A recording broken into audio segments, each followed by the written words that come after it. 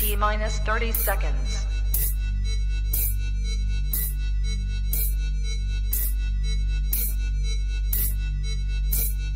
T minus 20 seconds.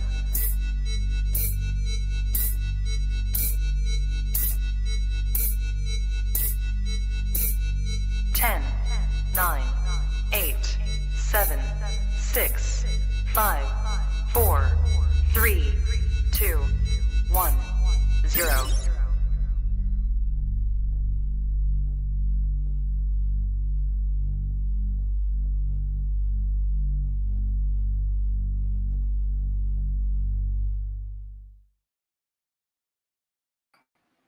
Trap Talk Reptile Network, the coolest reptile network in the world, episode 571. My little way of showing a little Friendsgiving for all you locality lovers out there. On the Tree Tuesday, pure locality, Green Tree Python Talk. Marshall is so excited, it's ridiculous. What's up? Dude, man, what are we gonna do for 3 hours? People think we hate yellow neonates. There's like a whole petition out there, like saying that we're racist against yellow neonates. We gotta correct it tonight, bro. People, you know what I mean? It's not true. You showed a yellow neonate on Facebook today. I did, yeah. I mean, it's about learning. There's red localities too, though, right? There is. Yeah. Tonight we are showing homage to the yellow neonate. Okay. Okay. Well, it's superior. It's gonna be the superior neonate on this episode tonight. Okay. All right. Yeah. I'm just kidding. That's a false. I was like, wait a minute. I don't think MJ's serious. If you thought that was serious right now, no, I knew it wasn't serious. No, in all seriousness, like, man, he's laying it on thick. No, okay, listen. In all seriousness, we do have quite a bit of topics to talk about, covering a lot of localities, red or yellow, doesn't matter, but really cool stuff, because at the end of the day, the stuff that is everyone's majority jam, other than Ryan's, the designers, all stems from locality stuff. You know what I'm saying? So, and then we have some of the best people out there on tonight's show who are very dedicated to working pure locality projects. Of course, we have Ryan on, so we got to be careful. I mean, we are in it. We are in, I mean, God bless if we get any kind of talking and once Patrick gets going, but we got to be careful with Ryan tonight. Hey, what's going on? I'm looking forward to it. I'm looking forward to it. No, just chilling. Your house looks great. Thanks, man. Yeah, I got the place to myself tonight. So instead of being in my uncomfortable office chair, I'm sitting in my recliner. Yeah, good for you, man. How's the collection going? How's let's see. I guess you had a couple ovulations a couple weeks ago, I guess we could say. Have they shed yet? No, not yet. They're both in the blue now. They'll probably shed in the next week or so, and then we'll see. The waiting will begin for eggs. Yeah, and you still have stuff paired up now, or is it no? I stopped seeing a lot of action. So I've just got everything separated. I'm gonna I'm still feeding everything weekly, just small meals. And I'm gonna start give it through the holidays, and then maybe try again in early January. Nice. Just see if there's any, because the males have pretty much stopped cruising around. And I had the blue female, the yellow baby female that I posted on Facebook today, and on, I guess was it Mark Hager's thread? Anyway, she's one of the ones I was hoping was going to go this year. And she is, I've tried put three different males in with her, and watched them for a couple hours, and none of them have been interested at all. So she's not ready, obviously. So we'll see what happens in a couple weeks, a month. Well, I'm looking forward to it, and really, I'm actually looking forward to seeing what these girls do for you that are in their prelay shed, because that's exciting.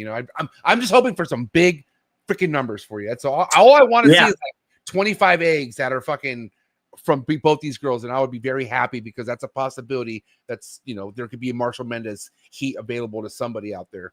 It is, yeah. We'll see. And then I'm gonna try the vermiculite method of incubation again this year. So hopefully I don't kill them all that way. Definitely, man. And listen, shout out to everyone in the chats tonight. Appreciate all the love and support. But definitely shout out to anyone out there who's supporting US ARC. If you don't know what US ARC is, go to the third link in the description below. Check it out today. Become a US ARC member. Help us get these numbers up. Legislations are no joke, and they're never fun, so you never know when they're going to hit your backyard. So again, US ARC, shout out to any US ARC supporter. Shout out to Phil Goss, everyone out there who works for US ARC. Appreciate all the support, and thank you to anyone out there who supports US ARC Florida. Tonight's episode is brought to you by the Reptile Super Show, #1 reptile show in the game. January 11th and 12th, you can catch me bending. I'll have my trap booth. A few friends are going to be flying into town. It's going to be quite the time, and there's such a good time and good, as far as looking at different reptiles and the diversity at a Reptile Super Show. It's one of the best. All right. So shout out to Rami and shout out to the entire Reptile Super Show family. Looking forward to hanging out with all you guys here very soon. Also, tonight's episode is brought to you by Mark Hager over at Texas Chondros, the best when it comes to putting on other Texas Chondro keepers. And that's a fact. My man Mark's one of the most positive and one of the most, I feel like biggest OGs for me in the Chondro game. So please go check him out. Texas Chondros on Instagram. Head over to his website. Okay. Hit him up personally. Let him know what the trap sent you. And I'm just, be on his bumper. You never know what kind of success Mark's going to have going into 2025. But looking forward to seeing it. And again, thank you so much, Mark Hager over at Texas Chondros. Also, tonight's episode brought to you by Gary Scavino, GS Reptiles, my favorite on YouTube when it comes to learning about reptiles and, different awesome, rare snakes that you can actually keep, not the common stuff. But Gary's one of the best for sure, hands down. And thank you so much for your support, Gary. And that's GS Reptiles on Instagram as well. So make sure you go give him a follow. Check him out. Also, tonight's episode is brought to you by Brian Susan at Sundown Reptiles, Green Tree Monitors, High-End Geckos, Abronia, okay, Kahuas. Barry on that chewy train. I'm not joking. Definitely got that itch. And it's all because of Brian Tucson at Sundown Reptiles producing top quality stuff, man. Everything this guy produces is like gold, gems, pure quality. All right. Thank you so much, Brian, for putting me on game on the tree monitors and also the Kahuas. And he also has Chondros, little hint. But thank you so much, Brian Tucson, Sundown Reptiles. And again, Marshall, I don't know about you, but let's get this going. Listen, we have a lot to talk about, and I know Patrick does too, and he's ready. So, you ready? I'm ready. Let's go. All right, shout out to everyone in the chat. Let's get the likes up, please. Hit the like button, especially if you're a pure locality lover. How about if you're a yellow neonate lover? Get the likes up. Episode 571. This is a pure locality Green Tree Python episode coming at you with some of the best to ever do in the game. Let's go. Cheers.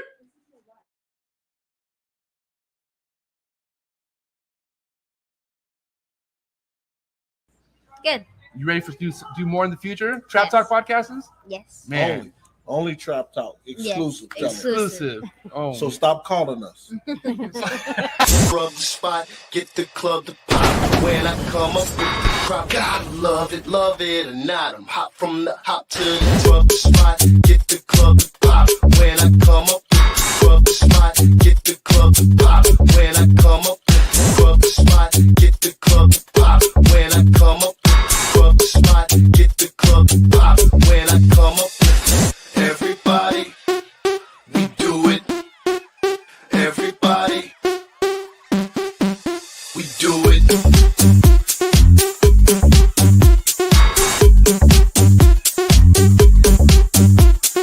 it. Do it.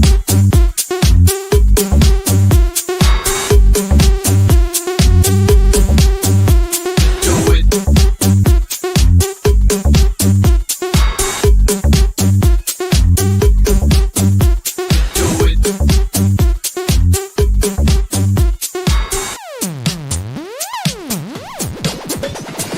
Rub the spot, get the club to pop. When I come up with the rub the spot, get the club to pop. When I come up with the rub the spot, get the club to pop. When I come up with the rub the spot, get the club to pop. When I come up. And we are live, episode 571. We have Ryan Young, Chris Rice, Patrick Holmes in the motherfucking building. What is good? Yo. What's up, everybody? What a What's lineup. up, fellas? How's it going? Quite Fuck, good, you can quite tell. good. You can tell Ryan's on a different camera. You can see different coloration. Looks great. What's going on, buddy? It's using my phone. My computer doesn't like your StreamYard, so I figured since you knew we were just talking pure localities, you're like, all right, I can actually look presentable tonight. Oh, I see. Are you I laid out gotta on the admit, couch, Ryan? some of your shows are hard to stomach, so. But you watch it, fucker.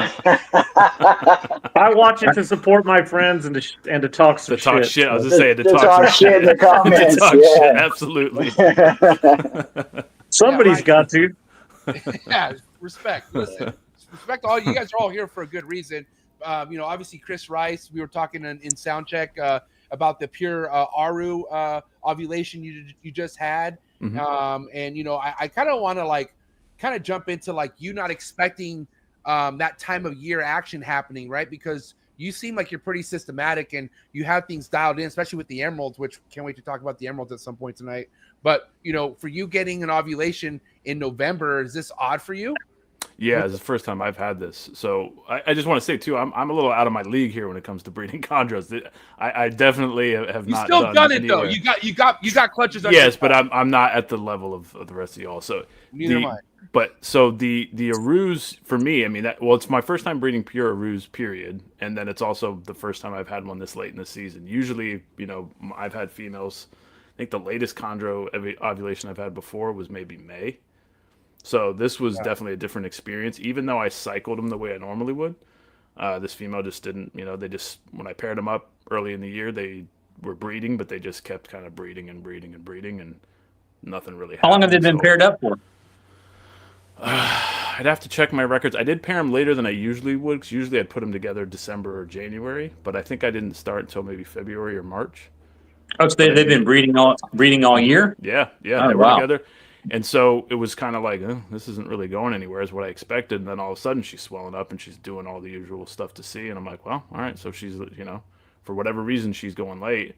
And then she went off feed, the typical stuff. And then she ovulated right about 3 weeks ago. She's in post-ovulation shed right now. Hey, Chris, when did you pull the male?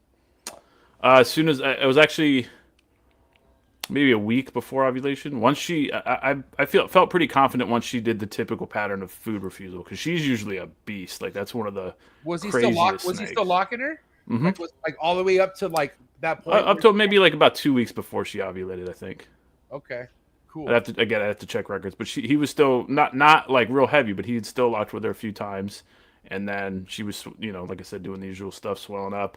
And then that food refusal, once you've seen it enough times, it's you can't always say guarantee it's going to be an ovulation following, but it's usually pretty obvious, especially with a snake that's normally really ravenous, and then all of a sudden it's like hesitating and doesn't really want the food.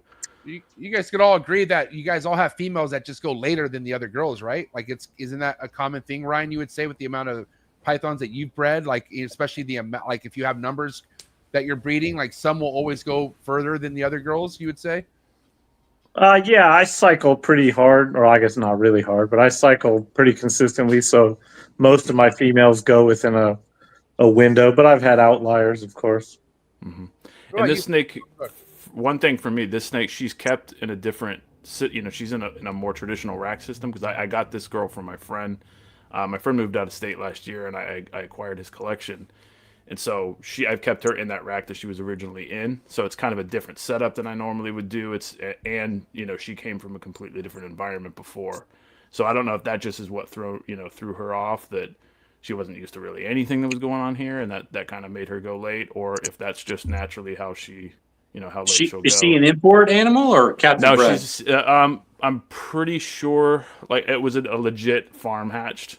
I don't believe it was actually captive bred, but it was very, very tiny when he got it. So, and it wasn't from a breeder. I think it was from a show.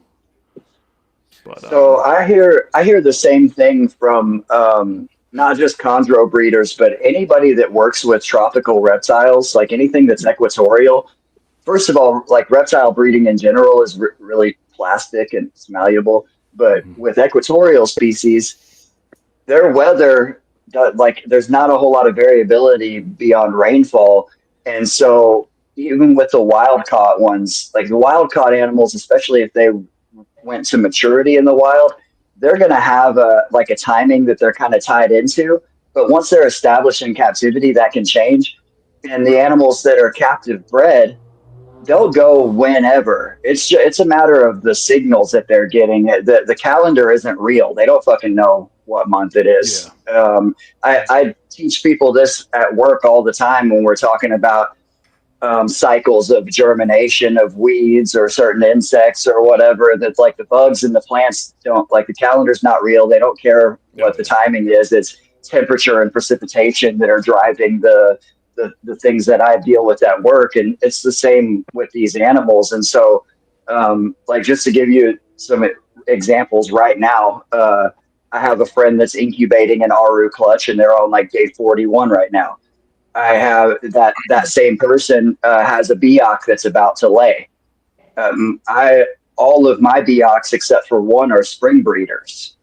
And some of them are wild caught and some of them are captive bred.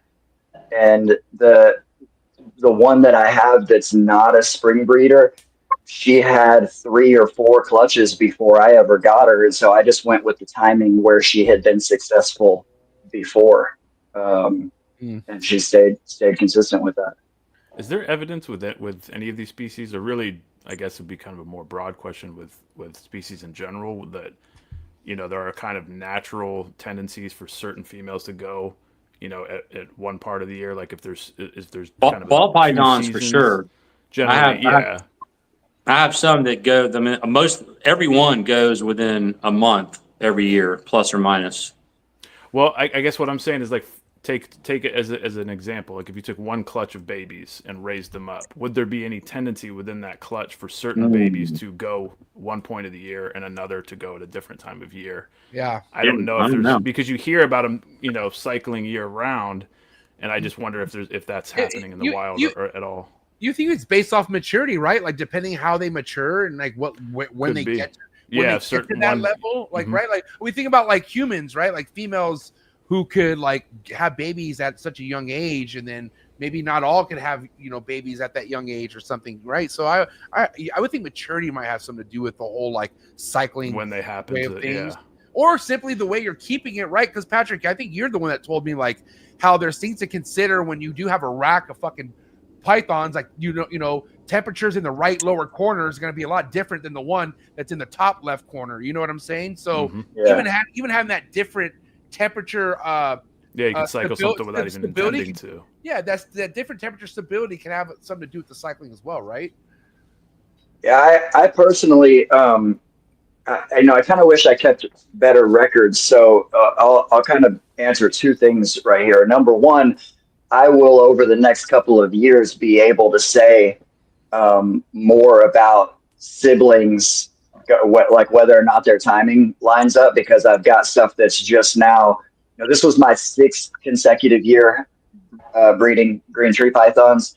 And so I've just now have stuff that's like that I produced, you know, in 2019, 2020 females, because the males kind of just do, you know, males have a season too, but they can kind of be all over the place, and some are more narrow or more wide and whatever. But with the females, it's a lot more specific. And so I'll be able to answer over the next couple of years more about, you know, female siblings that I've raised.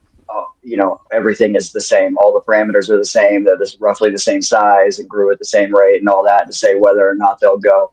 But on that subject, I have 2 female siblings, and one of them went in the spring, and the other one, I'm kind of looking at pairing her up pretty soon. And I tried her in the spring and she didn't go. So, you know, I'm not sure on that one. But also, again, when they're captive bred, it kind of changes things. And especially, you know, if they're not like, you know, pure locality stuff, which is, you know, what we're here to talk about. Yeah, and if it's not pure locality, get the hell out of here tonight. This is fuck, dude. What do you consider close or in sync? For like, if you're talking about siblings, what do you consider close or in sync? A couple weeks, couple months? What do you? Right. I mean, no, inside of like 6 or 8 weeks is what I would call close. I had some Arus that I produced in 2010, and one female went a year before the other one, and they both went on 1 year, and they were like 4 months apart. Wow. Yeah. And then I had some I produced in 2015, and they went like 2 months apart. Yeah. Yeah. So, right. and that's kind of the answer that we always give with the green trees is they kind of just do whatever the fuck they want, regardless of what we have going on. Yeah. So, You gotta wonder that's too what if I would it's say. yeah, and even thinking about it in the wild, since there isn't a huge fluctuation in their temperatures, the specific region that female happens to be in, maybe she lucks out and finds a bunch of food at a particular time of year and it all works. Like maybe that is like the kind of analogy to what we do with them in captivity, that you can cycle them at any point, really. I think food has to be Yeah, every.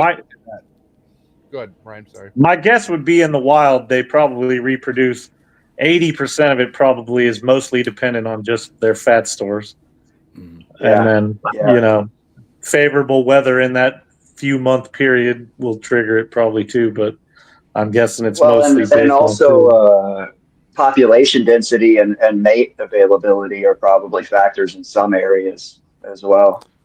Yeah, I mean, some like I would bet Australian chondros are probably more seasonal than even a southern mainland on New Guinea, just because for one, they're barely supposed to even be there habitat wise, and two, they're going to experience a lot. That's a lot drier of a forest down there, from my understanding, than like a New Guinea forest.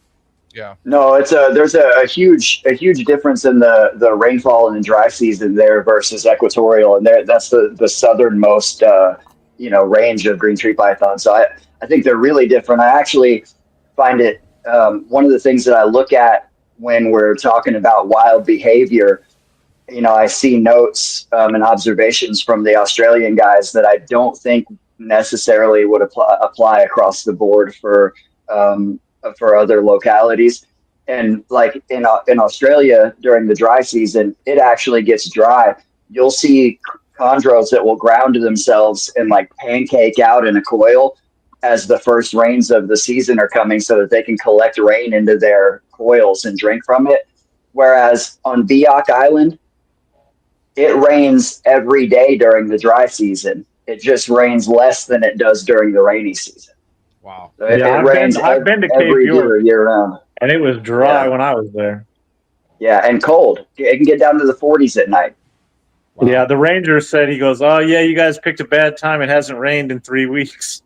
Damn. So we were like, "Oh crap." When is the time to go look for them? Wet season or dry season? Probably wet. You want to go like right before the wet or right after the wet. You can't transition. Yeah, you can't get there during the get wet there and get by car anyways. You can't get there by car. Yeah. Like the literally roads are the all insurance flooded out. companies ask you if you're going north of a certain river, they won't even rent you a car because they're afraid that car's going to get stuck there for the rainy season. So yeah. All right, That's listen. funny. Listen, Aru is going to be the first locality we're going to kind of dive into for tonight, because I do have some topics for Aru I want to cover. There's been many times where we're talking about high white Arus, right? Like having two amazing high white Arus making more high white Arus, but that either being a myth or something that can go down. I know that's something you're pursuing big time, Ryan, and I know you've had a lot of work so far into that. But I mean, where do you stand on like how you could really make a high white Aru, and do it on a consistent level? well, you have to line breed them, it appears. So whatever genes go into making high white Arus isn't like, they don't always line up perfectly. Even two high white animals don't always have the perfect gene combination for their offspring to express those phenotypes. But when you breed those babies together from those high white animals, the results are like 80% nice animals, 20%, probably like your average wild one. And then I haven't gotten to the third generation yet. I imagine it's going to be pretty fixed by then based on what I've seen in the second generation. And you have pure Aru stuff happening this coming year? Yeah, I'm trying F2s on one bloodline and F3s on another bloodline. And then I'm also trying to put the two bloodlines together. I was going to ask if you mixed them or swapped them up. Yeah, I wanted to get the founder bloodline that I started myself. I actually got pretty surprising results in the F1 babies. They looked a lot better than the Ruli line F1 babies. And but I haven't got those to F2s to see if it gets even better from there. But the F2 Rulis were phenomenal. The only pure locality pairing I've ever done was my second clutch, and it was Arus, and the babies all came out looking nothing like the adults. Yeah. Well, I think one thing that we really fail to remember that the vast majority of imported Arus are not that great looking by captive, like what people want their Aru to look like. They look like what they're supposed to look like. It's just not what we want them to look like. Extreme white, yeah. Yeah, Right. I mean, I've looked at hundreds of these things over the years, and the vast majority of them are nothing like. I mean, you're probably looking at, maybe 20% of the wild animals would be considered what people would want, and then maybe 10% of those are like the really phenomenal. I can only think of a handful of snakes in all the years that were like just knock your socks off. So you're it's not saying that you don't like the designer localities better. What? Easy, Marshall. What did he say? I missed it. So I think he's trying to say we're making designers. Oh, okay. I mean, kind of sounds.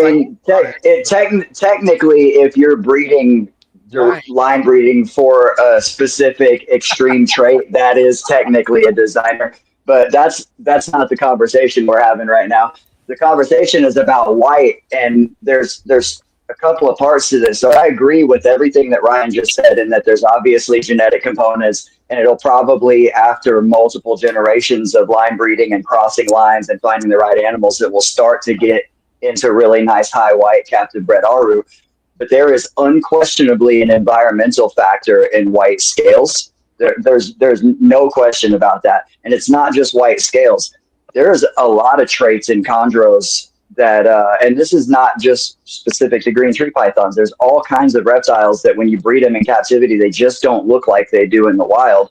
And whether it's nutritional or UV related, there's lots of animals that are green in the wild that are blue in captivity, but then you can like basilisks and white tree frogs and stuff. And his internet's been shitty, last 2 minutes, and I'm getting sick of it, to be honest. Patrick, it's been fine. It's been fine for me. The situation just sorted itself out right there. On a pure locality episode, there's no room for error right now. Okay, he has to get his shit together. But listen, I do want to show something here before we get Patrick back here, because once he gets back, we're not going to be able to talk. So this right here that you have. Can you explain the background of this? This girl who just ovulated for you, correct, Chris? Yeah, the lighter green female. So she's the one I got from my friend that was a captive hatched baby. Yeah, I think she's 5. I'd have to double check, 5 or 6 years old. And then the male is just that darker one. Neither of them are real high white. But what I'm trying for with that pair is just to basically see what I get. And I just wanted to do a pure Aru pairing, and I kind of had those snakes, so I figured, well, let me just do it. And what I would like to see as far as the outcome would be darker, that kind of darker vertebral stripe that the male has, and a little bit more like at first glance with that snake, when I saw him, I actually thought he was a Maruki just because of the way that the white was distributed and that darker vertebral stripe. But then I was like, all right, I don't think that's what he is, but I wanted him anyways, and thought he was a female at first because he was overfed. And then realized he was a male, and so I'm just hoping to get results out of that where the blues come out strong, and I still like even the lower white of Ruse. I know a lot of people don't, but I just think that they're cool looking snakes. Period. You don't really see a lot of, I missed the question. Do you see a lot of blue in like wild caught or imported Marukis? Because it seems like I haven't seen enough myself to know. Ryan, do you know? They don't typically have as much blue as an Aru, but they're certainly capable of it. You'll see a few like that. My male Maruki has quite a bit of blue on the sides and a little bit on the belly. Are the wild caught ones though? do the ones that are captive, are they bluer than the wild ones? I guess that's what I was trying to ask. Because whenever I see pictures of them, I've only ever had one F1 Maruki baby that Terry Phillip produced, and it actually turned out pretty. It had a decent stripe on it. But I've only worked with 3 Marukis, I think. So I don't. Yeah, I mean, and I haven't seen any in so long that I don't really have much to say on that. I don't think I've seen very many pictures of a lot of blue on them, just in general across the board. But then there's also, there's a little bit of a question, you got to wonder, are there sometimes some that are potentially crossed Aru and Maruki as far as anything that's left if you over look from at when Vladimir was breeding a lot of stuff. I don't know if there was a lot of that going on, but I know there was another guy too. Was it? Fuck, I can't remember his name. Was it Wilson or something? So somebody that bred a Maruki and an Aru a couple of years ago that had a clutch. And I think he was an old school dude that had bred them before in the past. If you look at the southern mainland stuff from PNG over on the Bird's Tail Peninsula, they get some phenomenal blue with white stripes, like amazing, knock your socks off animals. I haven't seen. I bet you. That's one thing I was curious about. To ask you guys. Like if I could go anywhere and get a chondro, it might be that. Like just point, and they even have pointy tails like northerns. They're wild looking. Nice. Yeah. Is that now? Is it true? Because are the Oxable, those are Viridis, right? Yeah, I would assume they are, right?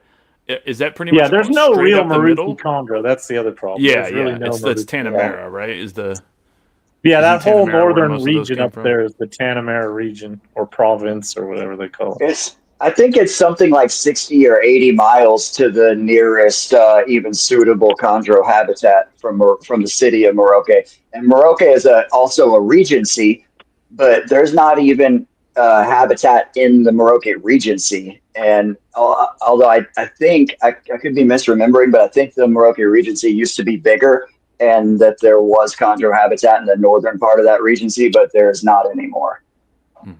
Hey, can we get back to what you were saying though, Patrick, about the high whites and what you feel like that has to come from and whatnot? Well, I have no idea actually what causes it, but what is unquestionable is that you can breed 2 perfectly white striped Moroke animals together and get a whole clutch of babies that have virtually no striping, just random white scales down their spine. And look, I have 4 of them right now, and 2 of them have insane white stripes, and the other 2 have really nice white. And I would love to be able to see that to be reproducible, but I just don't have real high hopes for it, especially not first generation. And it's because there's some kind of environmental factor, and it's not. That's what I was saying about color in captivity in general. I can look at an adult green tree python, and 96% of the time I can accurately tell you whether or not that animal was raised in captivity based on its color and its scalation and its head shape and stuff. But there's a lot in color. Another example of that we can talk more about later is tail color. Tail color in captive raised animals is a lot different than what we see in the wild. I'll touch back more on that when we're talking about the Vogelkopf stuff. But the same thing goes for all localities with white, though. Every single chondro locality has white in the wild. All of them. There's just how much Beox. Yeah. Beox get the random single white scales all over their body, especially yellow neo ones. Today we call those Num4. That's the dealer name that goes with those. Although 12 years ago the tag Num4 got thrown on a totally different phenotype. But I've seen. Ryan, you have one. I've seen some yellow neo sorong animals with white that would just blow your fucking mind, man. Patrick, have you seen this picture? Yeah, I saw that animal. I saw that animal years ago. It's not still in the same place, and there's another one over there right now in a different spot that looks really similar to that. I've seen a handful over. What is that? I don't think I've seen this. That's a Beox. It's a male too. Okay, cool. That's what I thought. Oh, wow. Safe to say the Beox overall has the widest variety in how they they're can the look best. of all of the species. Unquestionably. That's what I felt. Yeah. Yeah, I mean, 'cause nothing it's just else is even sometimes you close. see them where it's like that doesn't. I mean, it looks way different than. No, but the thing is that there's like themes of color with all of these animals. And that's why instantly I see that snake and I know that's a Biak. It's just not even like the head shape and the yellow patches are a dead giveaway. I could tell that that's a Biak in a tiny thumbnail with my phone sitting across the room just because of the head shape and the patches. Where did You really don't see a lot of blue in the males, though. At least I haven't seen. Where the blue coming from, you think, Patrick? You know, I don't know. There's certain cases of really blue animals that I don't think is a genetic thing. This animal is so extreme that it's hard to say, but I've seen enough blue Biaks over the years, and the most strikingly blue ones that I've seen, most of them were actually males. Never seen one in person. Never seen one in person. It was all, when I say strikingly blue, I mean some of the most animals like this. And all I've ever seen is pictures of them in Indonesia. And matter of fact, back, 10, 12, 15 years ago, animals with a somewhat similar phenotype to this, with blue and yellow patching and then a black wash down their back. Those were the ones that got labeled as num4 back then. Nice. But I have that blue and white female, but that's strictly hormonal coloration. Right. She was a yellow? Yeah, she was a yellow. Wow. But this animal in front of us, I would say, was a red neonate, and it is a red. Based on there's little bits of dorsal pattern you can see, and then the arrangement of the white tends to line up more dorsally in the reds versus more scattered in the yellows. But I would love to think that that's something that's a heritable trait, because I honestly can't think of a chondro that I would rather have in my collection more than an extremely blue male Biak. And even though my favorite is a high blue Manokwari, that's my favorite chondro, period. Yeah. But we've seen lots of those. Every red that the original product pair ever produced went high blue. Like, we've seen lots and lots of high blue Manokwari. Only ever a handful of really truly blue male Biak. So that would be top of my list, something like that. Before we kind of completely get off the subject of Arus, I do want to ask Chris if you're worried about the whole thing about Arus being one of the toughest feeders to establish, and I want to ask why that would be. Ryan, I think you said that they are correct, or Arus? No, I haven't found them difficult. Oh, you haven't? Okay. No. Patrick, have you heard about that? Pure Arus being one of the hardest things? I've heard people say that, but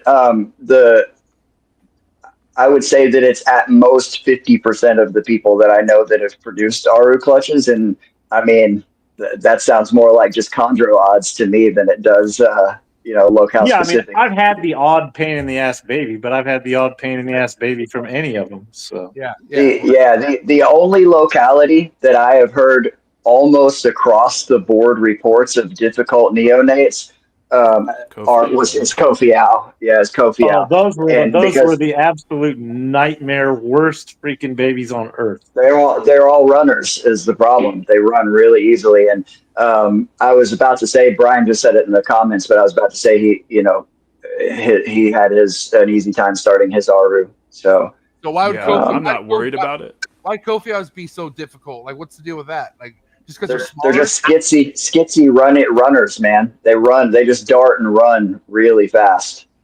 Mine didn't even run. You would open the tub, they would sit still, and the second you would even get near them, they would fling themselves off the perch. God. They took running to a whole new level, basically. Yeah, they were jumpers. They weren't even runners. They're divers. Yeah, they're divers. Yeah. But I've seen a few. I'm not worried about it, really. I mean, we'll see. I might be eating my words. I'm not too worried about it. I would suspect, like what Pat said, it seems like I've heard people say they're easy. I've heard people say they're terrible. I think that it just seems like the random odds of any clutch, in general. Yeah.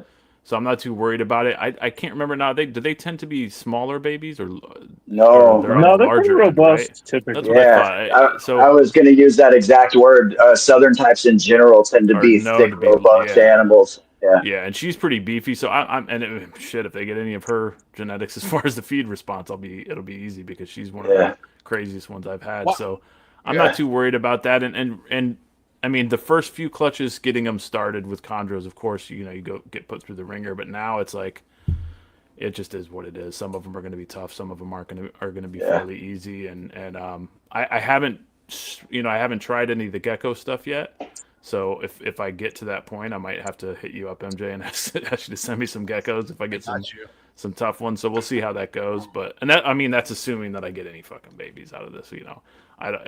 She's due to lay in a few weeks, and then we'll see if the eggs are good or not, and then if I can, whether I ruin them or not, basically. One of the cool things about hatching Arus is that, in my opinion, they are the cutest neonate chondros. They're born with the black stumpy tail, and their face is shaped. They have this short face, and they're just fucking. They are adorable. They're the cutest baby chondros. Yeah. Even if they are yellow. I produced some Ryan. Close your ears for a second. I produced some Aru cross Biak. Babies my first year. No, Chris, no, we can't talk about that, man. I asked Ryan to close his ears. So no, I produced those. That was the first snakes I ever bred with first chondros ever bred, and they were noticeably cuter, it seems like, than the Biaks. A couple of the Biaks were pretty ugly, actually. But can I answer this question for Warren that's in the chat right here? Sure. So Warren, I've heard mixed stuff on this too, so I'm interested to hear what you said. I've heard it's really simple. There was a picture published in a German book of an animal labeled Yapen Island that was clearly a Biak complex animal. It had some nice white patches on it, and since then, Yapen has been mistakenly assigned to Biak complex animals. I call them Biak complex because we're talking about Pedido and Num4 and Biak and Supiori, all the animals from those islands that are clearly a separate species. And so since then, Yapen got tangled up in the fake names or the dealer names that get assigned to Biak animals with white scales. But in actuality, Yapen is an Utarensis locality. It's an eastern locality, and we don't get a lot of animals out of there. Most of the animals, apparently it's not a safe place to be or to collect or whatever, and there's a lot of places in Papua that are like that, especially as you get further east, just because of political unrest, and we'll call it that. But the animals that are there, they're red and they're yellow, and they look like, mainland Jayapura stuff. But anytime that there's certain dealers that they get in a really nice, boldly striped, kind of blaze-ish looking yellow Jaya, and they put that Yapen label on it, that's more recent than the ones that look like that were Biaks. But even those, it's just, even though that's more accurate, at least they're like using it on the right subspecies, but they probably didn't come off of that island. But that's 100%, that's the subspecies that's on that island, and all the animals that you see in the pictures with the white flowers that are just yellow neo Biaks that got that label. Yeah, Yapen is not a separate landmass than New Guinea. Basically, when you're in an interglacial period, it's connected to the mainland. Yeah, and so it shares all of its fauna with mainland New Guinea. Biak and Num4 and Supiori, if Supiori is even a separate island. It's they all actually were never connected to the mainland. I gotta ask you guys a question. Why is it like for instance, localities like Arus, there's only yellows? How come there's no reds in localities like Arus, Marukis, Kofiau? There's no red Kofiaus, correct? No. Can I get back to one thing on those Yapen labels? Yeah, back in the day, Cameron, I talked to Cameron and I talked to another guy that did animal stuff back then. And a lot of those animals, what would happen is they would come in and they would say, oh, it's from an island, a big island near Biak. And so then we would just look at a map and go, oh, well, Yapen's a big island near Biak. Yeah. And so it must be from there. Whether those animals actually came from Num4 or, Pedido or any of the other areas, who knows? Yeah. But so a lot of these things, they're not even being as deceitful as we think. that they just tell us one thing and then we just run with it. Yeah. Yeah. The Kofiau are not necessarily in the same conversation of why they're all yellow as southern types. Because there are reds in the subspecies. You know, Kofiau is a poultry locality, and by all reports, there are no reds on that island. It's possibly the same on Batanta, but we don't have enough data from there to know. But there are reds on Misul and Waigeo.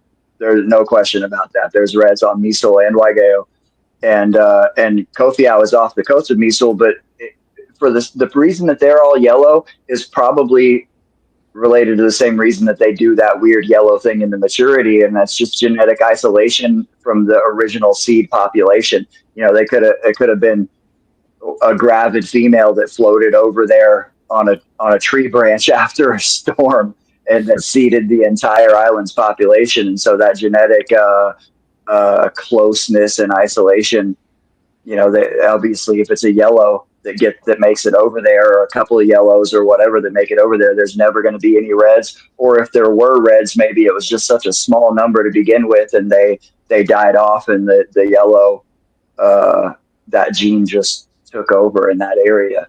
But the southern types are yellow for completely different reason. And, you know, we've talked about this before. Ryan's talked about it. Natush talked about it, about red being the original color, and then yellow being a mutation that popped up later that seemed to be functional. And Ryan, didn't Daniel say that he thinks that they like separated as a population and then moved back up into New Guinea? That's what he thinks, but I believe a lot of that is based on him being an Australian.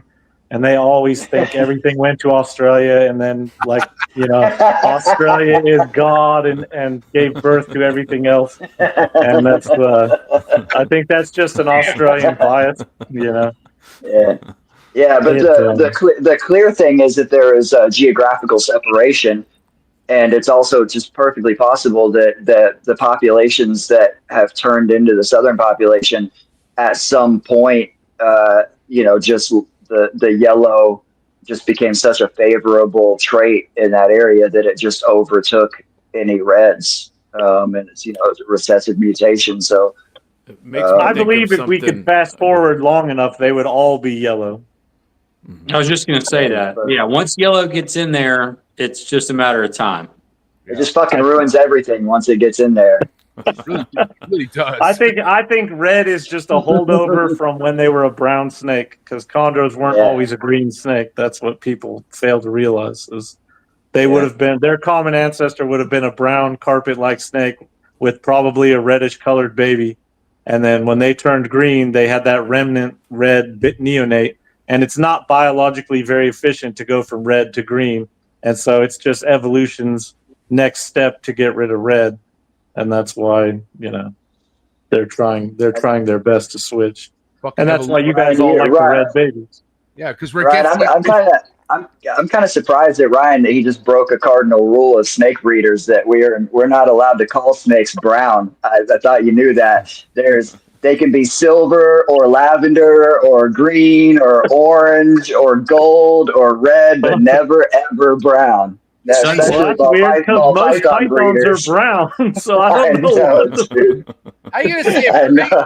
Dude, how are you gonna say that, like, a prehistoric chondro could have been like the sickness, dude? You don't know that.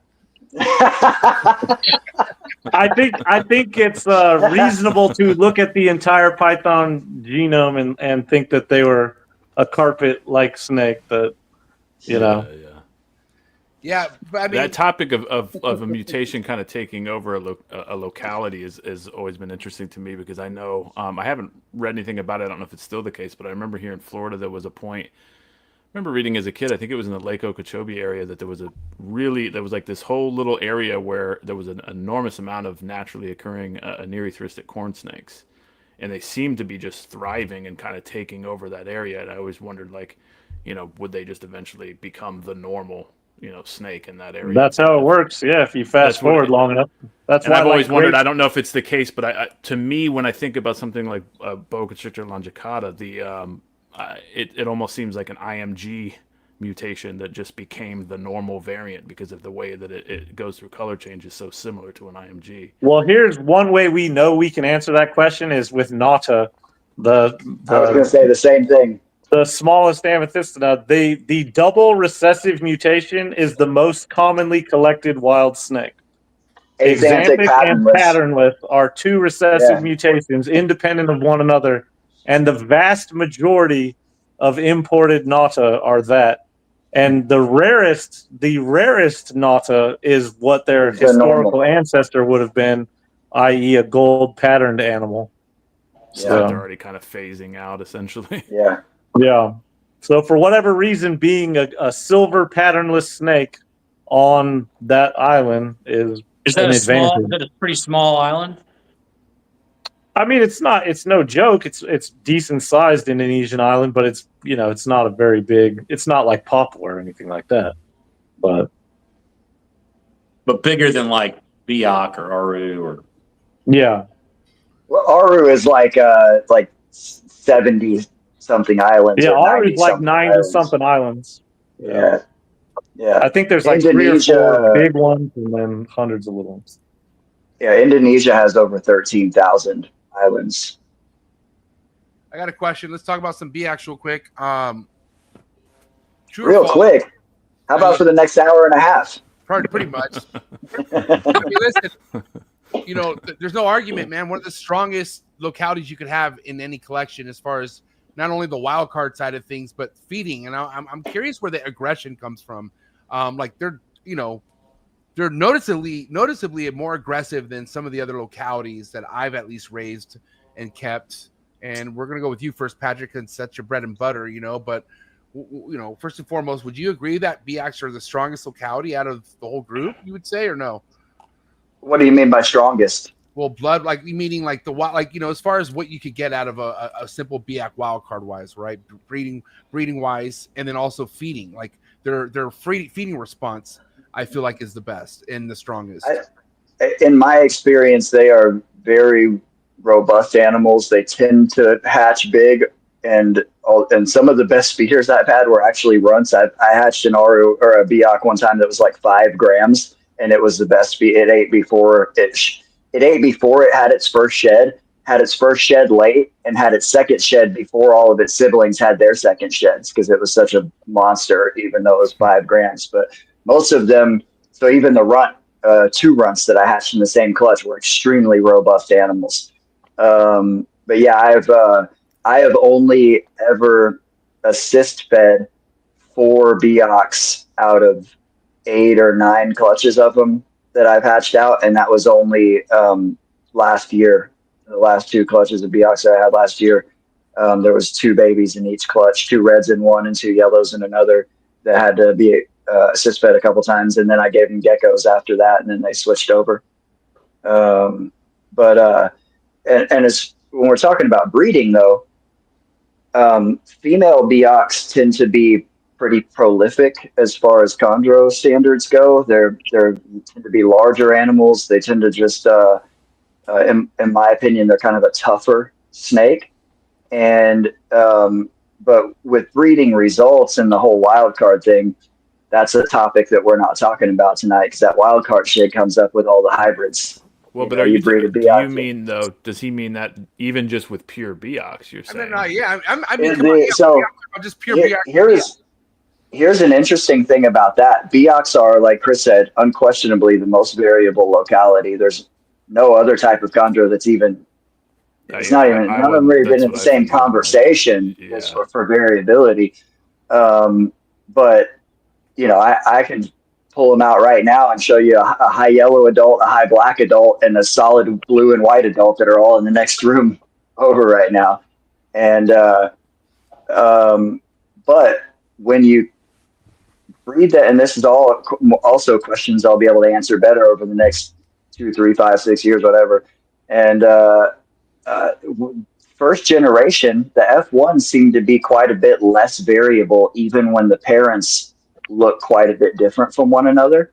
Yeah. But I've seen some F2 and F3 Beox from Europe and some from the States, like some of the Ed Bradley high yellow stuff that were very, very extreme looking animals that had phenotypes that you don't see in the wild. And that's something that I'm going for. That's Brian Fisher's working on it too. I want to have over the next few generations have pure Beox. I don't like using the word pure very often, but Beox animals with nothing else introduced to the line that are selectively bred for extreme colors, and just see. So Patrick, what's wrong with calling that pure then? I don't get it. Like, why don't you like?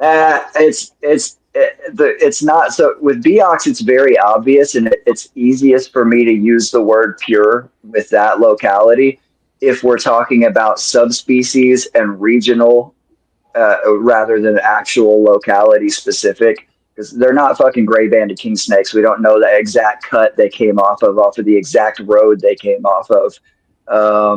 So, and the whole, the whole micro locality thing and whatnot, all that stuff is cool. I would love to get green tree pythons that I knew precisely where they were collected. I would love to have a huge collection of animals like that, but that's not the case most of the time. And so if we're doing the regional grouping, which is something that should be a part of this conversation too, is the whole subspecies and regional grouping thing. The Beox subspecies, which I think eventually will just be its own species, because I think they're vastly different from all other green tree pythons. But well, they are the dominant species. Azuria, they are the dominant. So the others are subspecies of them, so they're not the subspecies.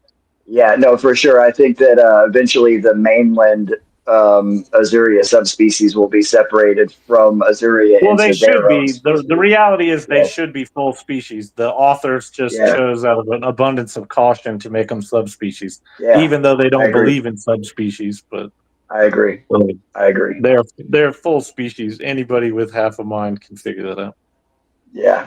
I've always, it's always been crazy to me that to look at a Aru and a Beox side by side and say that they're the same snake. They're just completely different animals. But yeah, with the whole pure thing, the reason that word kind of irks me is because it gets tossed around a whole lot, especially with animals that are multi-generation captive bred. And when there's stuff that has been introduced along the lines, there's stuff that's floating around out there right now that people call pure this and pure that I know for an absolute fact are there other subspecies were introduced somewhere, even if it was 3 generations back. And so that's why I don't like the word pure, because it gets misused a whole lot. But well, that's the reason I refused all my bloodlines other than the Chris Rulia Ruse, which was an F1 pairing. Or, did, those were wild, unmistakable. They didn't come from anywhere else. Yeah. But every other thing I work with was wild caught. I didn't start with anybody's F1, because I don't trust anybody. Yeah. Amen, yeah. I'm doing some work right now to hopefully try to change some of that for the future. I've been talking to some people about trying to get some animals over here, and also to have some stuff that's better represented in Indonesian breeding facilities. Hey, Patrick, little hot seat question moment right now, okay? Because I want to go back to your seriousness about wanting to dedicate yourself to making the not the purest, but the nicest, just nothing but Beox production. Right? Yeah, we can call them pure Beox. I just, I tend to throw the quotations in there. I was just trying to disrespect you, but I'm saying, listen, how many of these are you holding back that are yellow neonates? Be honest. 0. Yes. Woo! There you go. My experience with Azuria is not as good as Patrick's. I've only had 2 clutches, and the first clutch I produced, I never kept any of the babies, so I have no idea what they ended up looking like. These last ones I had 2 years ago are from the quote-unquote, num 4 appearance, whatever they are, whether they are from there or not, who knows. But they those babies seem to be getting a lot of white for their age, and they're nice. The parents were very, for all intents and purposes, pretty boring looking. They're like a military green absolutely zero pattern and just white. Like I couldn't even. They're the only two chondros I've ever had from the wild where I was not sure what their baby coloration was. Yeah. I was like, wow. And I mean, I figured it out after I had the babies, but because the male, I was like, I'm pretty sure the male was yellow, but the female, I couldn't tell for sure. And then there was red babies, so she had to have been red, but it's, they're very, a lot of white coming in on those babies. And they seem to be getting a lot of green pretty fast compared to the first clutch I had. So I imagine they're not going to be on the white scales. Are the white scales the same as the adjacent ones? They're not. They're raised. Okay, that's what I was going to say. A lot of high white animals. Sometimes they're raised. It's not always. It's not always? Typically, the raised ones are closer to the spine. If they're real close to the spine, they tend to be more raised. If they're off on the side, they tend to be flat. That's true. But then doesn't there tend to be a little bit of color? You know, the actual shade of white differs a lot of times there too. Yeah, you can have red. I've got some that have white scales, and then the blue pattern is still in the white scale, but it's yellow. In your Aru or in the Biak animals? The Polker I've seen are the ones that still have the yellow pattern, where instead of like the blue triangles, if that gets replaced with a white scale, sometimes you'll see like a yellow. It's yellow where it runs through, and so we see that with mainland animals, especially in the poultry stuff, where the white scales down the back also have yellow scales with them. But I had never noticed that it was where you're saying that it lines up with where the dorsal. That's really cool. We do also see the Aru types that have that kind of reddish pigment in some of the white scales as well. That looks cool. Yeah, I've seen that on Marukis as well. Yeah. And I don't know, you and I gotta say, big up to Aiden. I'm with you on the yellow Neo Beox, Aiden. God damn it. So I've joked with him before. I've joked with him. I said I think we're the only two people that are actually keeping and raising yellow Beox that we're producing. You guys are doing that as I'm keeping all my yellow ones. I think they'll actually be better shots at being high white. So tripping. So that's true. You do see more white. Like that white speckling around the body in Beox that were yellow babies. This is just one clutch that I'm speaking on, but I do have a really nice Beox female that was a red baby that has some really, really nice white scales. And all of her offspring that I held back, I say all, I kept 3 out of the clutch, I think. And some of the ones that I sold are developing some level of white speckling and little white flowers. And so it'll be cool to see if they have as much as their mom. It'll also be super cool to see if that's a trait that is more readily heritable in Beox than it is in other localities. That would be great. But I also have to look, I was talking to Aiden about this earlier, because he has a Beox that he's raising right now from that Ed Bradley line. And if I want to get some of the yellow Beox from that bloodline specifically, because they are some of the coolest high yellow Beox ever. And that's what Greta was, right? Wasn't she a Bradley animal that came from VTI stock? She was from the bar. I bought her directly from Dave and Tracy. Oh, but the same, I did have lineage. A couple of Ed Bradley Beox, though. Okay, gotcha. Directly from Ed.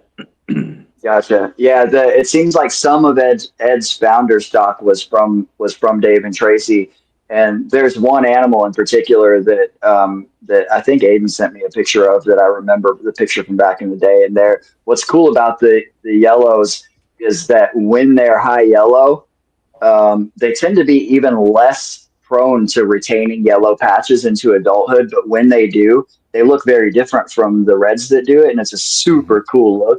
And Aiden's raising a holdback right now that looks like it's going to be stupid high yellow, like really, really high yellow. And I'm excited about that, and I would love to have some from that line specifically, because it consistently produces high yellow. But then I'm just going to breed it to reds that are high yellow, so I can try to. Hey Patrick, I've only raised one clutch of Azuria. And the one thing that I'd noticed, and like I said, Azuria is probably my least favorite, so kill me if you want, but the the red babies that I've got all turned like completely yellow before they started turning Oh yeah. orange. they all do that. Unlike freaking Uterensis and Pulcher. Yeah, it's pretty much all of them, right? I haven't actually raised any reds. Kind of go through that like light orange phase. Is that what you're talking about? Kind of like light orange, yellowish. Dude, these things turn. They get pretty yellow. They went red and orange and then yellow. Like if I took a photo and posted it, and people were like, "That's a yellow baby." I was like, "No, it was a red baby. It literally was so yellow that." So there's the orange stage, and that's a sibling that's in the yellow stage. Yeah. This one is still orange because it was one of the ones that I said that was a pain in the ass in the beginning. Yeah. And although it's like developing a bunch of black, which is awesome, and this is a sibling. What are the ages? Mine were more yellow. Mine were more yellow than that. What are the ages, Patrick? That is a great question. Little over a year old. MJ, can you go on my Facebook page and pull up one of the Num4 baby pics? Yeah, say designers rule first. I'm just kidding. No, I can't do it, man. I can't do it. What I was saying, so I'm keeping the yellows. I'm keeping the yellows because I legitimately like them. I think there's been plenty of adult wild-caught yellows that come in looking badass, and I think what drew me to them too is the fact that just everybody dismisses them and says they're shit. So I'm like, it's time to see what can be done with them. Well, here's the thing. I literally just lay it on thick. I do not think yellow neonates are shit whatsoever. I know. But Azuria is also the only subspecies with a true orange baby too that hatches orange. Yeah, they can hatch orange. It's not common at all. But they have 3 color phase babies. They're the only ones. Where do you want me to go, Ryan? Well, they have the most. Where are we going to? Right here, the Numford. Well, that's my adult female. She was a red, but the go down a little ways. There's a yellow and a red baby posted. Yellow. One of them is real yellow. I love that one right there. That's the jam right there. That Maniquari male. This one, he's like in the house over there. No, that's Uterensis. It's babies. Look for babies. Yellow. Okay, my bad. Don't hit me, dude. Shit. How far down should I go? Is it down a ways or what? I didn't think it was down that far. Ryan just did this for a free promo of his fucking page. Yeah, he's like, I wish I was. I don't know. That's take a look at this while we're waiting. Is this it? No, that's weird. I don't know. It should have popped up by now. It wasn't older than those pictures. So. You passed the yellow baby a minute ago. That was a Uterensis baby. Those are Uterensis. Yeah. But what do you want to show? You just want to show a difference between there was a red baby that was like basically yellow. People thought it was a yellow baby. It was so yellow. Oh, let me see. But that's not the one I was thinking of. It should be. It should be around that area. That's a Uterensis, but I don't know why it's not popping up. But don't worry about it. I guess it's not here, bro. Well, you're welcome for the free promo. Fuck. Sorry, I wasn't looking for that. I was trying to find that baby. To continue what I was saying, though, MJ, with regards to the yellow, I know. We all joke about. I love making stupid jokes about the yellow Neo versus red Neo shit. Yeah. But part of the reason I enjoy it so much is because there is a legitimate overall disgust with yellow Neos and a looking down. I think we can say. Word.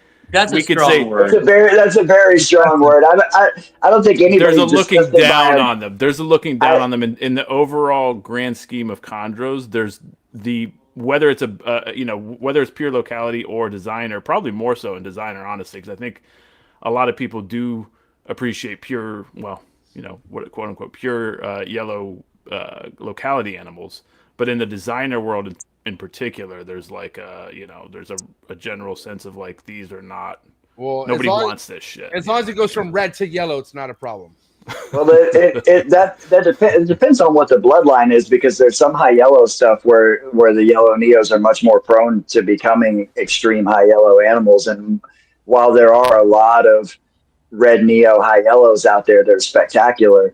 I'll measure it this way: when I make a joke. If I post a joke about red Neos versus yellow Neos, or if I make a joke about yellow Neos on any of the groups or on Instagram, people love that shit.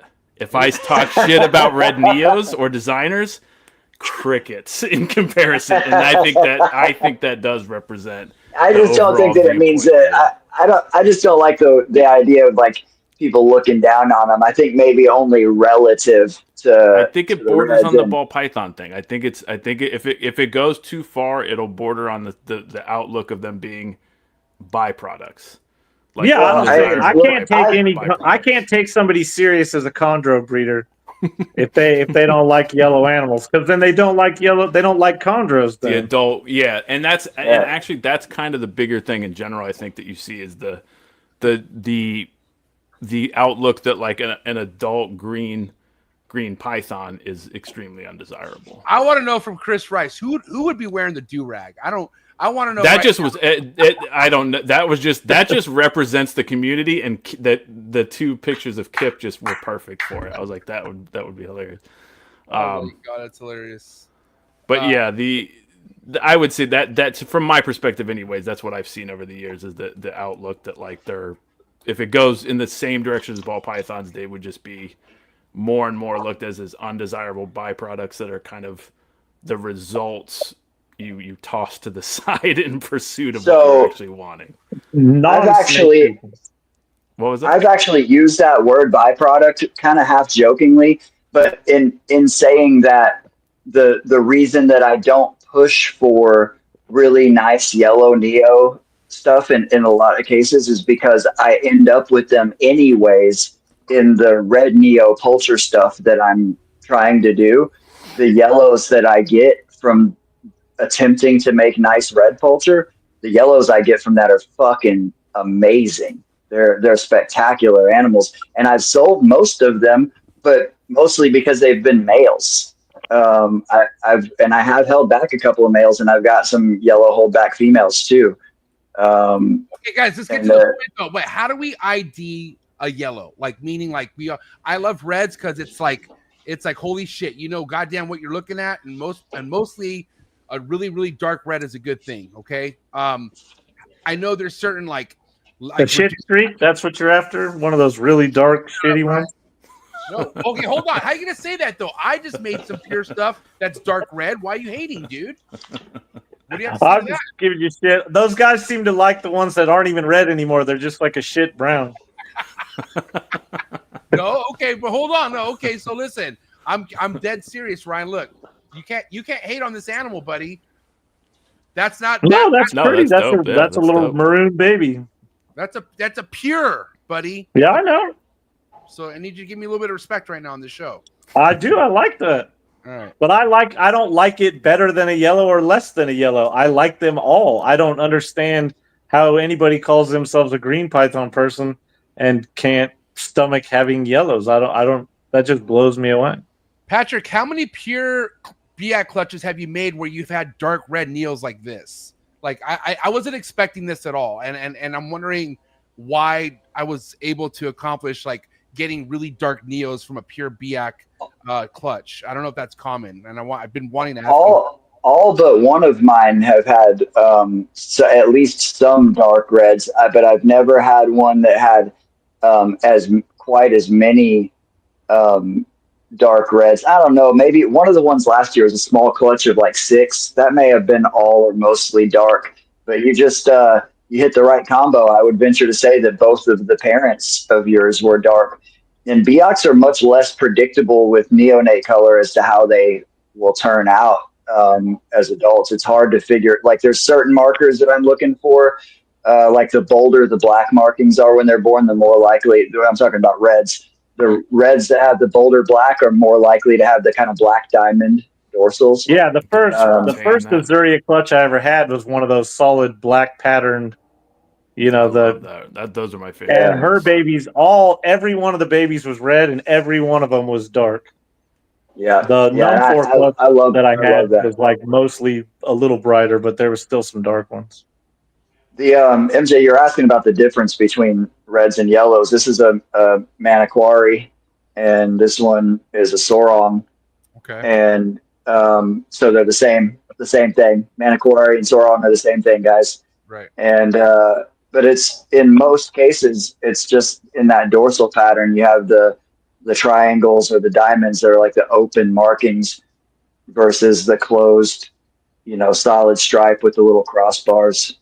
And that's in your northern types. In the BIACs, The reds have a more rounded appearance to the dorsals, but they're still the open dorsals like that. Versus the yellows tend to have like a broken up, like you see very little to no striping in the yellow Beox, but it's still kind of similar in the patterning. They're more like difference. triangles, right? And then the red babies are like half circles. Yeah, and well, they kind of sometimes they're kind of triangular, and sometimes they're more Crescent what's the moon. word I'm looking for? Like more, yeah. Crescent Well, moon. yeah, I would say they're more consistent, and sometimes they're very broken and erratic. Whereas red Beox tend to have just almost always a very consistent patterning. One quick question, what just randomly popped in my head: do any of the other species? Because I have really primarily just kept Beox and some Arus. Do any of the other species really have the body shape of, like, particularly if you think like of wild caught male Beox, that really, really sharp body shape? They seem pretty distinct compared to the rest of the species. Is that correct? You see I closer don't feel like to I've seen anything that. comparable. Yeah, you see them closer to that in in all of the northern species relative to southern types. Southern types tend to have that more rounded body type, Yeah. but you definitely get the sharper look in Beox than any of the mainland stuff. And also the body fat content is and sex are both factors there. But young Beox, both sexes have that kind of sharp spine look to them, that more triangular look. But the females will fill out more as they get older. Yeah, exactly. They tend to be a little thicker. Just a random question, just because I Okay, don't have so- as much experience with those other animals. So the perfect yellow neonate looks like what to you, Patrick? Like if it comes to like you getting a clutch mixed with red and yellows, and you are gunning for that yellow, what are you looking for? Like in a perfect yellow neonate world? As a neonate, the boldest pattern and the fullest striping. And that's one of the differences between the eastern and western subspecies, the Poltron and Utarensis, is that yellow eastern animals. So that's the Utarensis subspecies. That's Jaipura and Cyclops and Womena and all that stuff. They very rarely have any breaks or any significant number of breaks in their dorsal stripe. They have these just solid dorsal stripes. Whereas in the western types, up towards the neck, they tend to be broken up. Sometimes they'll break up. Yeah, and also it can also be both ways. You can have like a solid stripe down most of the body, but a little breaking on the neck and towards the tail. They're definitely not broken up like Polker for sure. No, like a Sorong type, for example, like you do occasionally see solid stripes in those, but they're almost always have a significant amount of breaking, and some of them actually don't have much of a stripe at all. It's just the crossbars with little bits of stripe that connect. So for me, a full stripe with the boldest pattern possible. I love big, heavy laterals and a big, heavy stripe. And the reason that I like that, in addition to the fact that it looks cool on the neonate, is because that stuff turns blue. And in wild type animals, and the yellows have yellow babies tend to be more striking adults in a lot of cases, especially when you're talking about the mainland stuff with blue markings. If you want to have the best looking Sorong, you want one that's just dripping in blue markings, and you get that from a yellow baby that's born with a bold pattern. And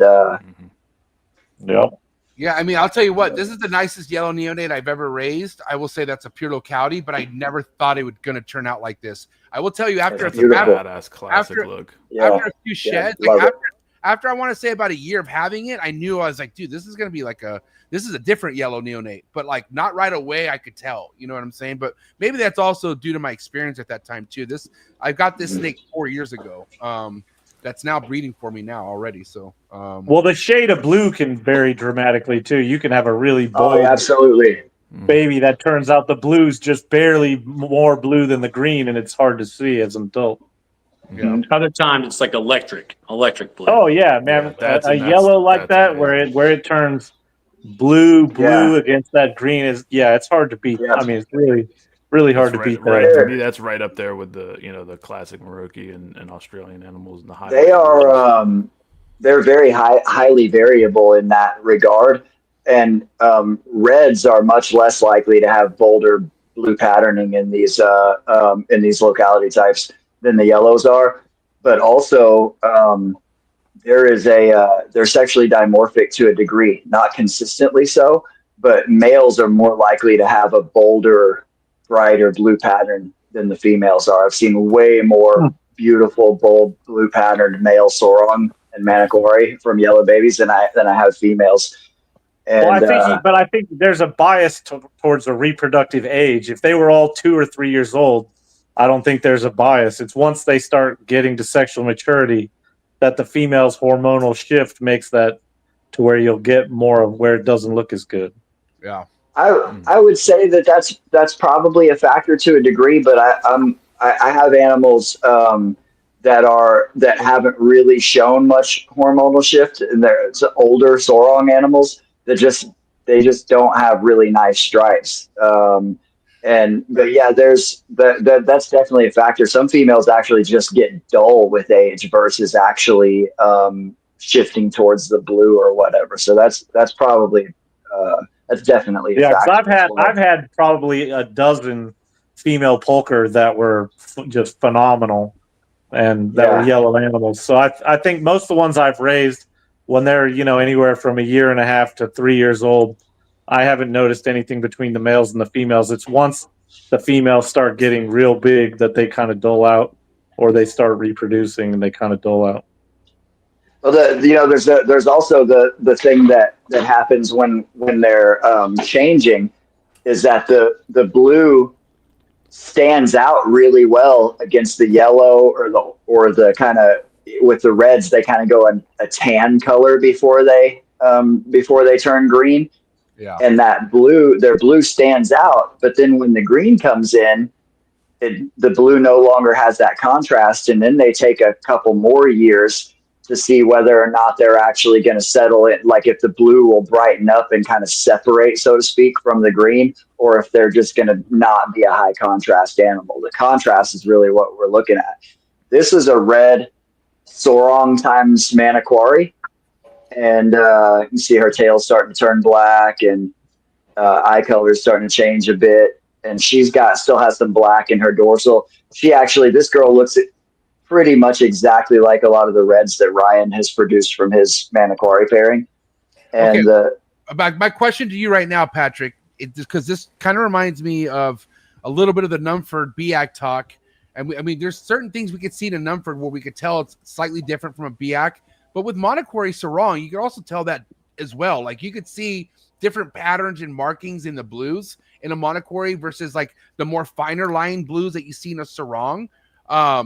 But for instance, for that snake right there, like, did you produce that snake? Where'd that snake come from? Yeah, I did. I produced this, and I actually think that what you just said is based on the labels that you see and not based on reality. I don't think that the animals are there. I think that there's a huge amount of variability in any one given population, and that across the board you can see maniquari and sorong that have all the looks that we would associate with either. And I actually discovered years ago that the phenotypes that I associated with being maniquari were actually really just associated with them being captive bred and raised or captive raised versus wild caught. Just like this pair right here, that cleaner, lighter green. Those animals were almost certain. That's the original Dave Prada pair. They were purchased as neonates. In my opinion, they were farm bred siblings, and that's why we got such consistency from all of their pairings and the look of their offspring, and why their offspring were so very different from what we normally see. The offspring of those and the F2s, so which actually would have been F3s if I'm correct in my theory. But yeah, those were two really special animals, but who knows where they actually came from. If they were really maniquari or if they were just sorong animals that got that label or whatever. And But this animal here, like say she looks a lot like the reds that Ryan has produced from Maniquari times Maniquari. Her mom has a really faded dorsal. Her mom's a sorong that doesn't have that's not high contrast, but her dad was a really dark green with really bold dark blue. I mean, just a really super unique animal. And just to finish answering that question or what you were saying, I don't think that there's a difference. The difference between Maniquari and Sorong and Biak and Numfor, I don't think that that's a real thing, or at least not the way we perceive it. The way we perceive it, those differences are based on seller labels and not anything real. So they're just different. They're just different styles of each other, is what you're saying. Yeah, and they're all the same. They're all the same snake.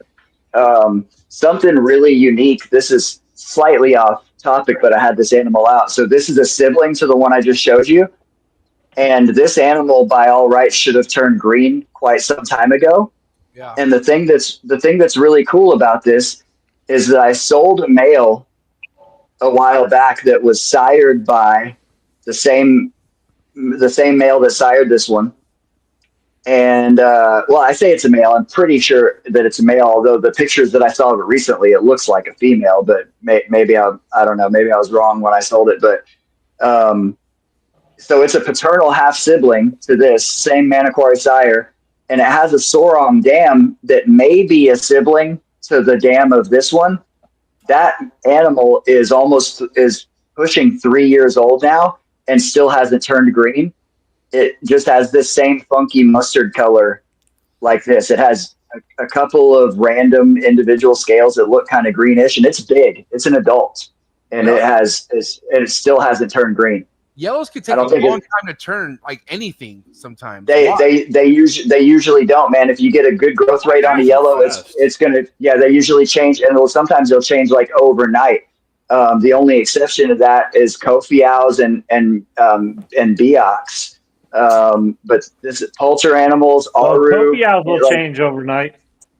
Oh yeah, but I mean into maturity. They'll be 4 years old when they do it, and then they'll turn green. My adult male had been breeding for 3 years, and then one day I went in there like, what the that's not the snake that was in there yesterday.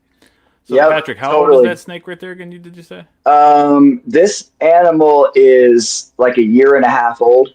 Yeah, and it still has lavender, and I mean this animal eats small or medium mice. Like it's not a some people would, as I gripe about all the time, call this a neonate. This animal is not a neonate. It's a big ass juvenile, and she's like 1.5 years old, and her dorsals are still a mix of lavender and blue, like they would be in the change, but starting to develop a mask. And you see, it has this dirty mustard look. Yeah. And so this is a pure Poulter animal. Yeah. And also one of the siblings, one of the clutch mates to this one that I sold, another yellow, also still is completely yellow, hasn't changed. And I sold that same guy a red, and that red still hasn't changed yet either. So it'd be super cool to see if the same trait can occur in the reds from this line. And we're going to try to play with that. There's at least one high yellow Sorong line in Europe that they have triple eye stripes. They're outcrosses. Like that maybe, I'm not saying they weren't originally Sorong or whatever, but they clearly had other blood introduced to them at some point. But with this, I'm hoping we can like consistently produce these kind of weird mustardy yellow things. That's that old. That is that old. Had a yellow that changed color at like 5 months old. And then I still had 2 of the babies. One turned green, was still eating pinkies and turned green. And then all the reds, none of the reds have changed. And half the yellows are solid green now. And there's still a few that are still solid yellow with not even a hint of changing yet. Yeah. I asked about that because I had an experience with actually what was technically my first chondro that was I would consider it to be an anomaly. I don't think it would have been a Kofiau animal. I don't really know for sure. It was when I was working at a wholesaler and we got a shipment of them in, which was mostly adults and some sub-adults, and this one stood out like huge. It looked like a juvenile. It looked like the juvenile coloration. It didn't have any green scales whatsoever, but this thing was probably close to 3 feet, and could have easily taken adult mice. And I bought the snake because I'm like, holy shit, this thing is really, really interesting. And of course, I killed it, I think 24 to 48 hours later by spraying the hell out of the cage with mite spray before I went to work. Oh, like shit. an idiot. It was stupid. Damn. I felt like such a piece of shit from doing that. But I wish I would have had a picture of that. But I remember examining that snake over and over again. I'm like, it doesn't have a single green scale on it at this size. It's really unusual. And that would have been somewhere around 2000 or maybe 2001 at that point. But then I feel like every now and again you see an example come in. Like I know Dan, I think had Dan Malari posted something about a biak that had stayed high yellow like that. Yeah, and that was another animal that he put on one of his videos that was super cool. That was still didn't look like it had gone through change, and actually had some interesting eye color as well. I think that one actually changed right after he sold it. It did. It was labeled Yapin. Exactly. Yes, that's exactly the one. I was just saying that one was labeled Yapin, and it was. It's a beautiful snake. Dope looking snake. At that time, I haven't seen it afterwards, but yeah, I bet. Still is. She's an adult now. She's really pretty. So, do we know really anything about that? It's just basically a delayed color change. We don't. Anything besides that? It's not interesting when you hear the age attached to it because there's a growth rate factor. But when you see the size of the animal and it still has that color, it's very interesting. And I'm sure it's just there's like a genetic component there, right? There's genes that switch on and off to trigger the change, and but then with Kofi out, doesn't it seem to be that most people's examples or they've experienced something where they switch them? It's like specifically when they switch them to a new cage that they've tended to experience that. So it's like an environmental trigger for that. Yep, and they can go back and forth, and breeding will do it, and they do it in different ways. Some of them, like Chuck had a male, I think, that would just speckle in random green scales rather than doing the green wash. They almost never become a snake that looks just like a sorong or whatever, which they're the same thing. They'll resemble it, but they have these subtle differences. If you've seen a lot of Kofi Owl in person, they just have a look, even when they've gone green. Specific, like biak, it seems like they have a specific head shape to me. The ones that I've seen, I don't know if it's just the ones. No, they kind of seem like they have a slightly bulkier set to their jaws. I've had quite a few wild caught ones, so the wild caught ones seem to have that. But they also have really rich yellow to all the labial scales and like a yellowish to the ventrals, and it's almost like what they look like when they go green, or when we call them like dirty birds. They look like you started to airbrush a yellow snake in green, but didn't quite get the last didn't get the last couple of coats on there, so you can still kind of see some of the yellow shining through from underneath, so to speak. And that's the weird thing is I have an Aru doing that. That's awesome. Well, I guess awesome. I wish it wouldn't. I wish it wasn't doing that. Hey, Patrick, do you have any Kofi Owl stuff on your page, Patrick? Oh man, you have a shit ton of stuff. So I can't. I'm going through it. I don't know, man. There's Kofi Owl stuff on my old iHerp. But I mean, my iHerp is public. It's I think it's DFW Arboreals on iHerp.com. There's Kofi Owl stuff on there, lots of it. So there's some cool Prada Maniquari stuff and shit on there. I used to have a bunch of cool snakes back in the day. I don't know if y'all knew that about me. No, I don't think I have any Kofi Owl on Instagram, and I don't have any now. I wish I did. They're one of my favorite localities. There's something different about a canary face Kofi Owl than there is any other like designer high yellow. They're like, when you see them in person, they're fucking spectacular. You just can't. Remember that canary one that Forrest had? The one on the yellow Nike shoe? Yeah. Yeah. Why don't we see stuff like that? Well, first you of all, idiots they had all, to breed them to all your fucking designer stuff. yeah, yeah, Sorry, yeah. I There's have. that. He There's was waiting for that definitely that, opportunity. That's what and it there's is. There is also no Yeah. other thing. That Oh, is the explanation. It's the truth. Yeah. That's what Yeah. happened. yeah. Well, I mean, no, yeah, it's spread there. out, There yeah, is it's- there is another thing. That's one of the factors. Another factor is that the babies are a fucking pain in the ass, and a lot of people that produced them failed to establish clutches. That happened many times. People produced them and failed Yeah, to I only got establish. three. I only got three of the what did I hatch? 11. 3 out of 11. So that's a huge factor. Another huge factor, like Rico had a lot of them, and I think a lot of that group probably died from nidovirus. The Yeah, group he that got mine. Forrest had, Rico is who got mine. yep, and the group that Forrest had, those animals all died from nidovirus. The outbreeding is a factor. My first clutch was a Kofiau outcross, and I would never breed a female Kofiau to anything other than a male Kofiau now, but I did then because they were not hard to get a hold of. You know, I got the first 2 chondros that I ever paired up were adult Kofiaus, and I bought both of those females as big adults, solid yellow, for $3,500. I paid for both of them. I paid $1,500 for one and $2,000 for the other, and they were solid yellow. One was about 750 grams, and the other one was like over 900 grams, almost 1,000 grams, and lean. It's a big, giant, solid yellow female. And Yeah, I was either the second or the third person to breed those. nice.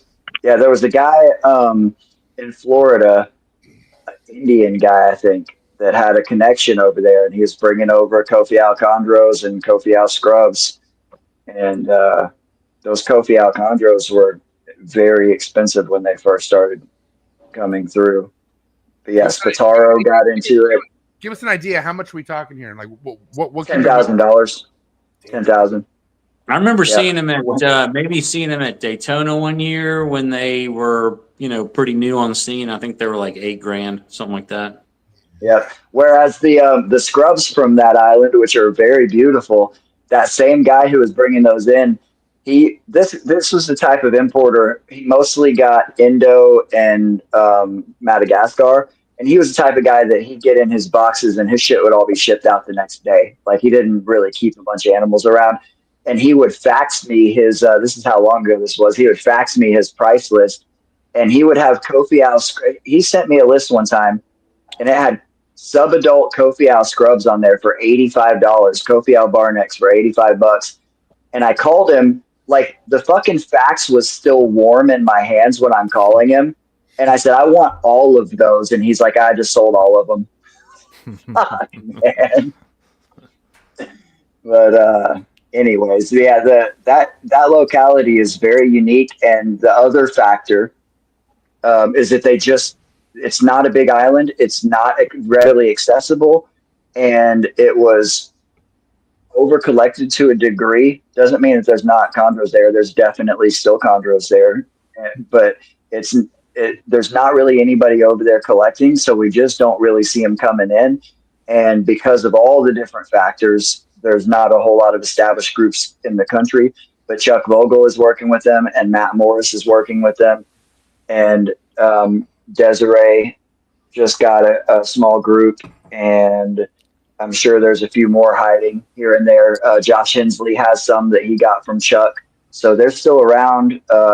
Matt and I try to keep track of them.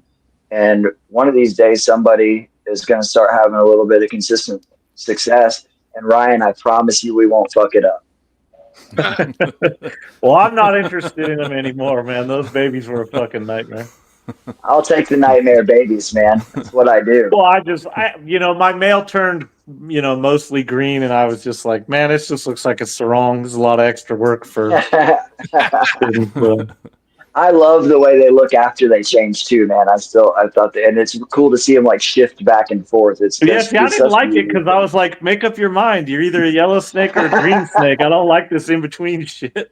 Yeah, but Rico had a bunch of them, and I remember going up in his room, and he had like, I don't know, maybe a dozen, and every one was just, you could tell they were Kofiaus, but they were all the way from yellow to green to blue, almost like there was one. What I'm thinking of, maybe it was in Europe that turned like hormonal white instead of blue. Yeah.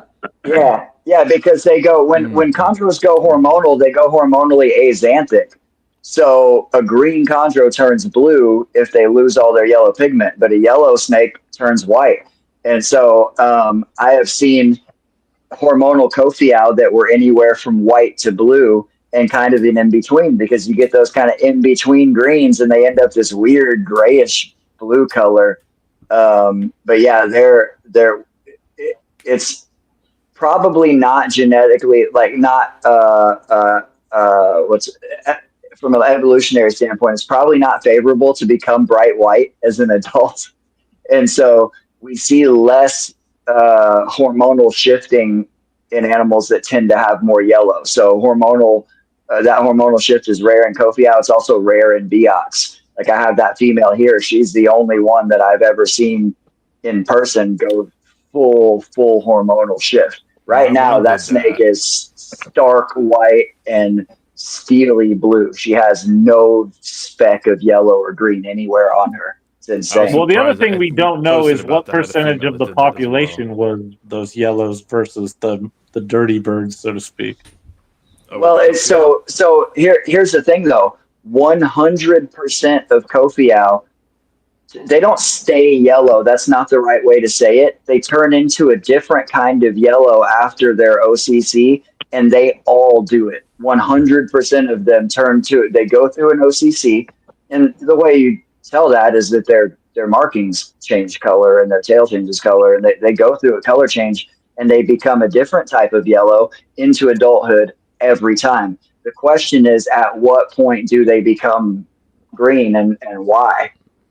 So in the wild, I've seen them both ways. I've seen fairly young adults that were green in the wild on Kofiau, but they were, animals that were probably 3 or 4 years old. It's hard to say because I don't know what their growth rate's really like in the wild versus captivity. But I know back in the day when I was trying to get mine, the importers I was talking to, they said that they weren't all the ones that everybody were clamoring for were the really exceptional yellows, and they said those were always pretty rare, even compared to the mostly green ones on the other end.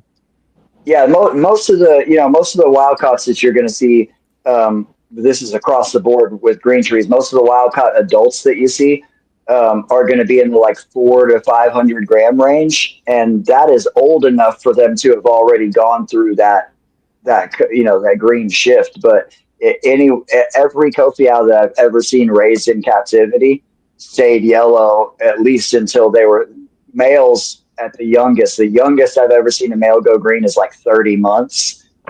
So well past the point where they would have shifted to green if they were just a sorong or whatever. Are there any examples that stayed yellow, like period? And yes, but very, very, very few. I think Chuck had like one, and Rico had one, or something like that. They were like the 10 one years that Rico old had. Was the one he got from me. That's why he wanted it so bad. Is it never changed even after laying? Yeah. Nice. Oh, okay, it's interesting. So even after laying, it never changed. Okay, so Rico is one of the only people that I've ever seen post a picture. I've seen one from a farm. I think Bushmaster had a picture on their website, and Rico had a picture. You very rarely see bright ass yellow canary Kofiau sitting on eggs, but Rico. You never saw my canary picture on eggs? I don't know. Maybe that thing's bright ass yellow. Yeah, I don't know. Is there anywhere we can look at it? Like, Brian, can we look it up somewhere? It's on Facebook somewhere, but you'd have to dig, so don't bother. All right, goes deep. But what I'm curious, guys, is like, kind of talking about like making high white arus. So there's obviously been like people like Chuck, people working with the Kofiau who've like kept the ones that turned green, bred them back into each other, and still weren't able to make high yellow Kofiaus. Well, no, they did try to do that, and they're with varying degrees of success as to how long they would keep the yellow. But unfortunately, like sample size and success rates are an issue here. Like that sample size is always the issue with green tree stuff. we need like more animals for more generations to be able to see what's really going on with that, the way that gene works.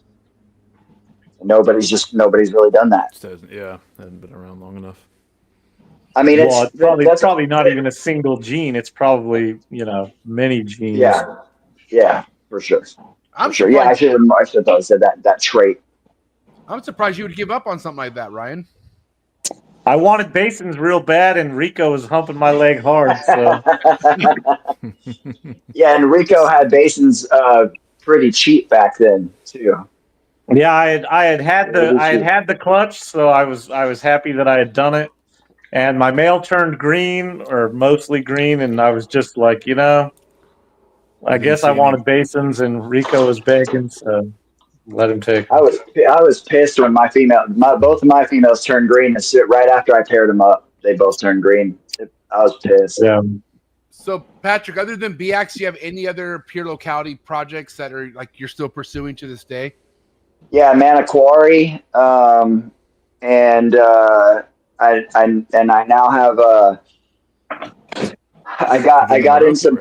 I got some poultry animals. Yeah, I've got 4 Morocco. I've got some poultry animals that came in recently, and they were labeled RFOC, but I happen to know of some other animals that came from the exact same source that were labeled Manaquari, and they're probably all just Sauron, but they are wild caught yearling pure poultry animals, and so it doesn't really matter if we call them Manaquari or RFOC or Sauron. And as a side note, I'm probably not going to do another rant on the RFOC thing, and there's people who listen to this channel and who will hate me for saying this, even though I've said it to both of them privately, but RFOCs are not different, guys. They're the same thing as Manaquari and Sauron too. They're not like a separate special locality. Really?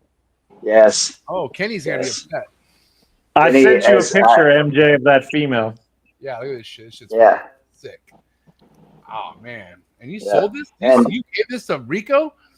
Yeah. Oh yeah, I have seen that picture. Hell yeah. Hell yeah. You're tripping. How many basins did he give you? I hope a lot. It was enough. Damn, bro. And remind me the clutch size in this. How many eggs, Brian? 11, if memory serves me. And you only got 3 to go the distance, or how many? I believe I hatched 9 and I established 3. Wow. But that was back when I was a hardcore let them die if they're not going to eat. Yeah, you're nuts. You're. I never force fed them. I never did anything. You changed your tune on that? Yeah, he goes. I'll do a couple force feedings now, and that's it. But I won't do it for months. And wait, hold on. And you like to do mouse thighs? Yeah, he does. Oh yeah, mouse thighs are the best. Mouse thighs are the fucking best. One of these days, you guys will get on board. I'm cool with it, but like Ryan and I were talking about this about a week ago or whatnot. But like sometimes it is a chore. Like I mean, there's the amount of mouse thighs you kind of have to go through at some point. It's quite a bit. Wouldn't you say, Ryan? Like, aren't you kind of over it right now? No, I mean they pop right off, man. You just put a little pressure on there, pop them right off. So easy.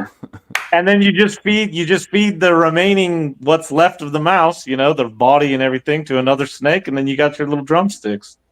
Dude, I thaw out feeders in 5-gallon buckets, and I thaw out large mice 50 to 100 at a time, and that's just a small portion of the feeding that I'm doing. And I will grab a pile of those, and I'll cut the legs off with a pair of scissors, and then I pull the spur off with my finger, and then I cut the foot off, and you've got. You don't even have to do that, man. Just take a razor knife and just press down and pull, and it pops right off skin and all the skin and everything. Yeah, it does. I'll have to try that. It's like It's like an uncooked chicken drumstick. That's what it looks like. It's just and like I give them the leg. I don't even pull the foot. You cut the foot off, I give them the whole foot. When they're babies, when they're tiny babies, I'll cut the foot off. Sometimes with a bigger animal or a different species, I'll leave the foot on. But it's just a like I'm kind of sketched out by the claws. It's just a thing. I know it's probably not a problem. Oh man, I'd and be more worried about the big bone in the leg than the claws. Yeah, well, so my trick with the bone is that I'm cutting at the hip line, and you have all the, we'll call it the knee, all those tendons right there just below that. And so I use the tendon to pry their mouth open, and it kind of causes the leg to fold at that point. And so it's a smooth, rounded part that's going down their throat, and there's no bone like pointed That's at why I them. But stopped yeah, cutting them, because when you just pop them, you don't get that jagged bone at all. interesting. I'll have to. Well, I'm going to message you about that later. I'll have to try that out. Maybe it'll speed it up. But I've gotten so good at doing that I can burn through. I can fix up a whole bunch of them. They take literally a couple seconds each. So Ryan, you literally pop the leg with your hand and you rip it off, like, or are you using? Yeah, you just take the razor knife or blade, but not to cut. You just pin the body at the hip or whatever, and you just pull it off, and the skin stays on the. And you just get a perfectly clean little drumstick. I don't even want to try it. I'll try it. I'll try it this week. Marshall, you want to try it? Well, I'm doing it with fresh killed, not defrosted stuff. Oh yeah, and here's an interesting thing too. The fur comes off of white mice way easier than colored mice. Like with colored mice, they'll it catches and doesn't want to tear off. With white ones, it just slides right off. It's really interesting. Patrick, I will say on a side note, when you're trying to tease feed them a leg, that if they don't like the sticky nature of it, if you cover it with the fur, then they prefer it that way. Interesting. I'm going to have to try that too. I'll just try leaving the fur on for some of the ones that I'm tease feeding the legs. Yeah, because I find they'll go for the thigh every time, but some of them don't like how tacky it is. And they do the instant exactly. But if you cover it with fur, they'll grab it and eat it, no problem. And then when they're swallowing it, you can hand them a second one if they're getting too big for. You hand what do you mean? You just put the second one right behind the first one? Yeah. When they're when they start lifting up and they're choking it down, you just stick the next one in and then stick another one right in there. Yeah. Yeah, it's like the old power feeding technique people do. Yeah. Well, no, it's because when they start getting bigger, then a leg's not a very good meal. You need more. Yeah, it doesn't do much. It's like a mouse choo-choo train. Yeah, I've done rat thighs too. If you do a rat thigh, it's a lot bigger than a mouse thigh. Yeah, even when they're young, if you're when they're first born, not first born, when you first start, I'll start giving them legs at a pretty young age if they're not feeding. And you have to give them one about every 3 days if you want them to keep to stay on par with the growth rate of their siblings. I got every single baby this year except for 2 of them to start on legs. Tease feeding. That's awesome. Yeah. Very relevant comment there from Red Earth Reptiles. No wonder non-reptile people think we're weird. This is definitely one of those things where you realize how much of a fucking geek this shit is. I sit up here and have these long talks about ripping legs off of mine. I'll go out and collect a skink and pop its tail off and take it home to scent with. Yeah, I did that one time. I actually just found it had already just popped off, but yeah, that did work once. I didn't try it again, but if you keep it in the freezer and shave it every time, you get a nice fresh piece of meat. Works good. Shave it with. I was talking to a razor knife. God, dude. Yeah. You're just Butcher's conference. No, you just basically where the freezer burnt end is, you cut that off, and then you got a nice meaty end again. Fucking Parmesan fucking skink. Yeah. I have flayed geckos in the freezer, and I'll thaw them out and rub pinkies inside of them and then put them right back in the freezer. Well, all of those Copiao babies that I got to eat, the only thing they would eat were skink scented pinks. Skink scented, yeah. They probably would have eat a full skink if I would have just brought a skink home. Yeah. It would have. Yeah. I was gonna say, why don't you just take the whole skink with you, bro? Fuck. Well, usually you find a big Western skink, it would eat the chondros. Yeah, so. Yeah, for sure. For sure. I had I was talking to a guy one time that was, I won't say his name, he was a really well-known carpeting and crested gecko breeder, and I didn't know that he had venomous stuff. He had a venomous collection that he just kind of kept as, for funsies. And he told me one time that he's like, yeah, man, if I have crested geckos tend to drop their tails as by the time they reach adulthood or sometime in adulthood. It's just a really common thing. He's like, yeah, man, if I got a baby eyelash viper or something that's being a pain in the ass, he said, I'll just go into the crested gecko room and look for an ugly one, and I'll just pop that fucker's tail off and go feed it to the eyelash viper. Yeah. And Nice but I variety. tell you what, this year I produced eyelash vipers for the first time this year, and I got a litter of 8. And I also acquired 10 from a friend of mine who had a litter of 22. First time female dropped 22 babies. Damn. And they're super tiny. And he felt like he was gonna be overwhelmed with them, so he gave me 10. And I agreed to that. Not, I knew this female was gravid, but I didn't know what was gonna happen. And I'm not great with live bearers. I didn't know when she was gonna have them, or if she was just gonna have a bunch of slugs and stills or whatever. And so she had her litter the day before I got the 10 from the other guy. So now I just literally doubled my eyelash viper collection. I went from 18 to 36 over a weekend. And Why would you do that? Why? Like, that's not. well, that's what I'm saying. I had 18, and one of them had 8 babies, and then a friend of mine, I had already agreed to take on 10 of his babies. So it just I didn't intend for it to happen that way. Sure. But I got. The I'm road not to mad hell, about my it. friend. Hey, look, Patrick loves one people. of those babies from the litter of 22, I threw it on a scale that weighs, just doesn't weigh any smaller than grams, just weighs single grams. I threw it on the scale and it doesn't register. The animal does not weigh a gram. It's crazy. It'll coil up. It could coil up on a dime. No jokes. I could coil up on my thumbnail. So tiny. And I got every single one of those to eat. It took me about 45 minutes to get all 18 of them to eat. Feel like a But gecko I got scale. no. I did hopper size the same way I do the adult mice. I just did hoppers. And the other, just as a side note for anybody trying this may not be an option depending on what species you keep. But if at all possible, don't feed the de-legged mice to constrictors.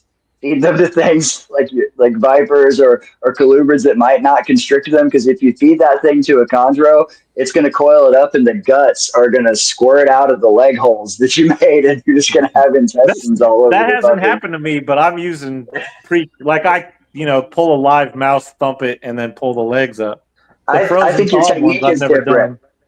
Yeah, I'm going to have to try it and see if it makes a difference. But when I'm going through cutting at the hip with scissors, all that's left is the membrane between there and all of the internal organs. I've given one to a ring python that wraps its whole body around it and Whole it doesn't body, squeeze it yeah. out. Do the ring pythons do that when they bite you too? Do they wrap your whole fucking hand up? Oh yeah, if you let them. All right. Listen, we're approaching our last hour, and we got to wrap up the locality talk on the chondros because we're going to get into the northern Emerald Tree Boa part of things and basins, obviously. So, what is it? I'm good. I mean, I don't have anything else to say at this point. But does anyone here want to wrap up anything as far as the locality talk on chondros before we move on to emeralds? I do. I got one thing to say about the northern stuff that I touched on earlier. Two topics. One of them that I'll say, and the other one I'll kind of use a segue and pass it on to Ryan. The Sorong, Maniquari, all the poultry animals. One of the traits that we think of associated with those localities is a black tail. And there was always these animals that I would see that looked like poultry animals, but they didn't have black tails. And I always thought, a long time ago, I thought, okay, well, they must just be Jayapuras. And then I thought, well, maybe they're from like that in-between zone. Like maybe there's some crossover between the Eastern and Western types. Like maybe they integrate at some point. And they, Daniel Natush said something one time that I thought he was just wrong at first when he said it, and then it all kind of clicked. He said they lose the black on their tails, like with maturity. And I thought immediately, no, they don't. I have all kinds of adult Sorong and Maniquari that have ink-dipped black tails. And then what I realized is that every single one of those animals was either captive bred or farm bred or raised in captivity after being imported as a very tiny animal. And Daniel's not seeing captive bred animals. He's only seeing wild animals. In the wild, poultry types lose the black on their tail to one degree or another with maturity. In captivity, they do not. It's just one, just like the white scale thing and other things. There's a correlation between being kept in raised in captivity. I think he's talking about museum specimens, though, and And in the wild. Yeah, I actually asked him about it specifically.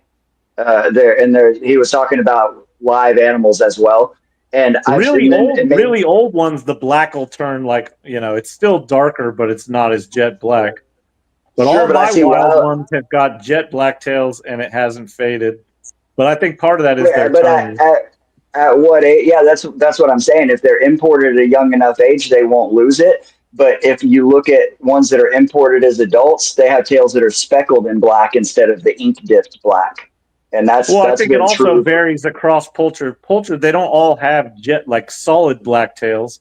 Some of them will have speckled black and stuff. But that's what I mean. That I think they, for the most part, change into that solid black.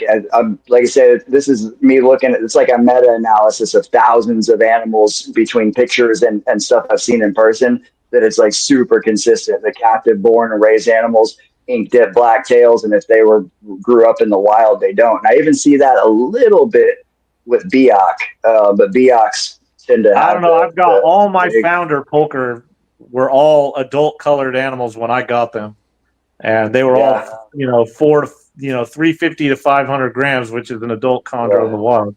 And they all still have solid black tails. That's cool. Yeah. But I keep them small too. They're not 1,000 grams. If you blew them up to 1,000 grams, maybe that would dull them out. Yeah, maybe so. The other thing that I was going to say, actually, say one more thing. I'm going to tell a quick story that I told before when we're talking about variability and trying to assign certain traits to certain localities, or to say that Maniquari look one way and Sorong look a different way. In the 90s, I caught a pair of Texas rat snakes probably 20 feet away from each other that had a very unique phenotype. They were very light and very silvery and had tons of cream colored, yellows and oranges. They're very pastel and very pale. And I'd been collecting Texas rats in that area for years and had never seen any that looked like this. And these two animals were the same size. I would assume they were clutch mates, and it was a pair. And they were, like I said, I caught them on the same day, 20 feet away from each other. Super, super unique animals. To this day, I've never seen Texas rats that look just like that, not in that area or anywhere else. Maybe a year later or so, I caught a pair of Texas rat snakes in a different spot that were almost solid black. The male was the biggest one I've ever seen to this day. He was 7 foot 2 inches long, massive animal. They were almost solid black, and they had bright, rich red and yellow and orange speckling on them. Never seen animals in that area that look like that. I've seen pictures of some from where they're starting to integrate into what we call black rats and whatever, north and east, that looked like that, but never in this area. And they were essentially the polar opposite of those two silvery pale animals. Really super light. So a person that I showed them to almost described those animals as looking white, and these ones were almost solid black. Texas rat snakes are not thought of as a super variable snake, and those two pairs of snakes that I caught were caught at the same park a few hundred yards away from each other.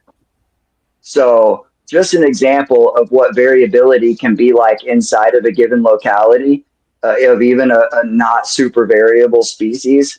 And so to try to say that these very subtle traits are a defining thing is just probably not accurate. And I think that kind of poultry is poultry across the range, and maybe there's subtle tendencies and differences, but not anything that we can just look at the animal and say, oh, that's this or this is that. You can say that they're from different regions. You can clearly look at different subspecies, and you can say this is an Aru, this is a Biak, this is a poultry, this is Nutarensis, but the more specific stuff, you just can't really do that. And that was going to be the segue to say, would you agree with that, Ryan, that there's this regional variance like that? Yeah, I would. The only thing I've ever heard about Polker specifically is as you move west, you get less and less red animals. Whether that's actually true or not, I guess that's probably hard to quantify. But I don't believe. No, if it were me, I think we should just start calling them all northwestern chondros. And the only subclade I would put under Polker would be Kofiau.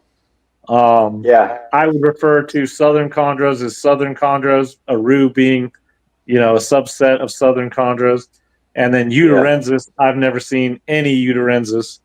They're they all look the same, or within their phenotypes, all across the range from the photos I've seen.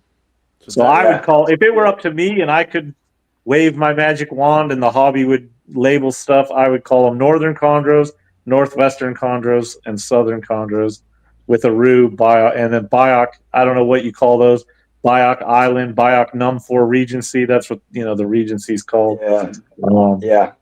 The one exception with the eastern types does seem to be and it's hard to say because of, again, sample size, but it looks like there's a population around the Balian Valley, the stuff that we call Wamena, which is really like Caravaga and Bocandini, that there seems to be some consistency there they're slightly divergent from what we call Jaya or Cyclops, but it's hard to say because we haven't seen like a ton of animals. But you can see that same exact phenotype over in over way on the PNG side, like almost all the way to on the Huon Peninsula, which is as far, and they have that same where they're basically that dark green, almost the pattern is almost indistinguishable from the body other than the light green inside where the triangle was. Or even, the other thing though that I've seen from these animals is having some yellow in their diamonds, and they seem to be the only chondro locality that actually has that as a wild type. Like the red neos having some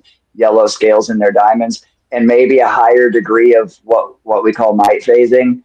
The ones I've seen as adults didn't have any yellow. The green was just slightly lighter than the body color. The captive ones seem to grow up with that yellow across the board. I was just going to say this same thing. It seems to be the F1s and F2s that get more of the yellow. And just yet another example of the way that they change significantly in first and second generation captive bred.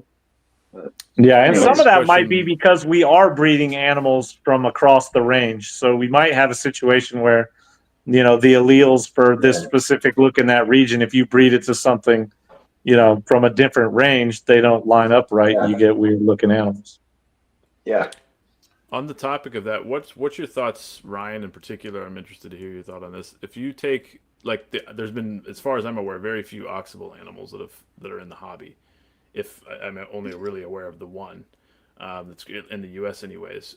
Do you think an animal like that, something that is Viridis and has a look similar to Maroki, do you feel like, with how you're saying you'd prefer them to classify them, should that animal, would it be okay to breed that with a Maroki or with an Aru, since there's so little chance of pairing it with, I wouldn't breed it to an Aru, but I would, for one, here's the problem. Every Maruki we have in captivity could have come from Oxable for all we know. Mm-hmm. We don't know. So the Oxable is just, Oxable is a town inside the Tanamera region. Like it's it's not, it's like everything else. You're trying to make a. So it's really just a matter of so in that sense, like, you have no problem with phenotype. If the two animals have a very, very obvious similarity as far as their phenotype, come from the same general region, then there's no real issue. Well, the biggest problem for one is you're taking the word that it is from Oxable. And so that's a big stretch. But the other problem is they could all be from Oxable, and just that one got labeled as an Oxable. Mm-hmm. Well, and here's another thing. 100% there are animals labeled Oxable that actually came from the other side of the border, and it's illegal to collect them over there. And so they put the closest legal city, where Oxable is very close to the border. And there is a person right now who I've seen posting pictures of animals that he's labeling Maroke, that I know for a fact when they were imported, the parents were called Lake Katubu, which is from the other side of the border. And so, yeah, but and he knows that border is a country border. It means fuck all to these snakes. That's exactly.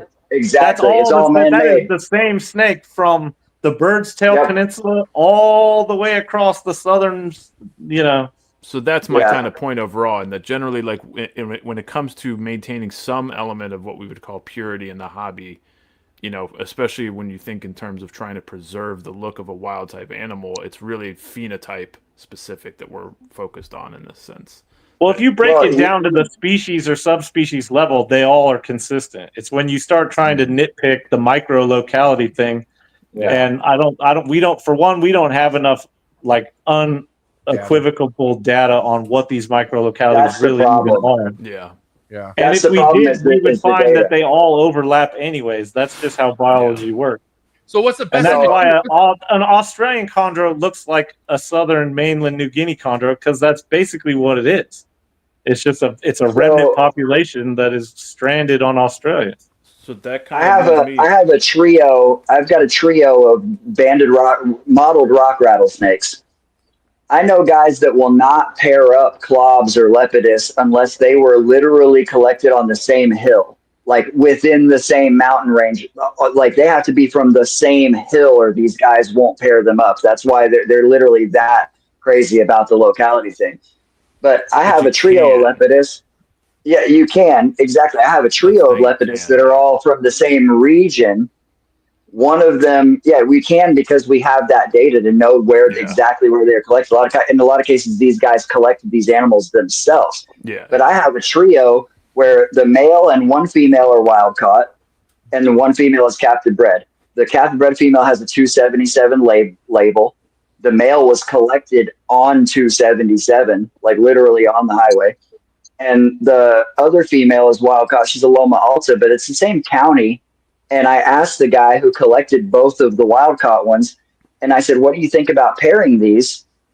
Because they look more, my 277 looks more like my Loma than he does my other 277. And I said, what do you think about pairing these? And he goes, well, I collected them about 30 miles apart. So it depends on how anal you are about the locality thing, or if it's just phenotype. And for me, those two look alike. They're from the same county, and it's phenotype for me. Like, so it's with the chondros, because we don't have that specific of information. It's, are they clearly the same subspecies from the same region, and do they have the phenotype that I'm looking for? And that's all I care about to call it a locality pairing.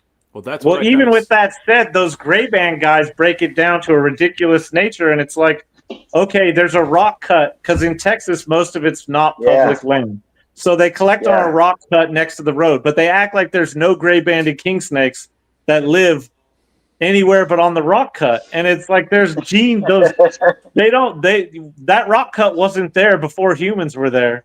That rock cut was made by us. So they talk about one on the other side of the street. The rock cut on the other side of the street is different than the rock cut on the other side of the street. And it's like different. That's the snake. There used to not be a road there. That's the same snake. And that's the problem. A lot of this stuff, when we can collect it, we still overdo the locality thing. And that's, you see those gray banded clutches where they collect them on the same rock cut and the babies don't look anything alike. Yeah. Yeah, 100%. Because none of that freaking matters. It's all the same damn snake. It's not real. It's not real. Yeah. So Ryan, why don't we stay for the record, okay? Like, if it was up to you, what would you name all these? Like, how would you have it again? Can you say it one more time? What you would name the groups of the subspecies and sum everything up if you could to a simpler. If it was up to me, I would call Bioc, the Num4, Bioc, and Padiato. All that area would just be Biocs, or whatever you want to call that group. You'd have northern mainland stuff. I'd call northerns. That'd be Uterensis. I would call Pulcher northwestern chondros, and I would consider Kofiau a small subset of those. I would treat Kofiau a little bit different from a breeding perspective. And then I would call southern mainland would be its own thing, and that's all your Maruki, your classic white stripe stuff. And then Aru would be a subset of southern.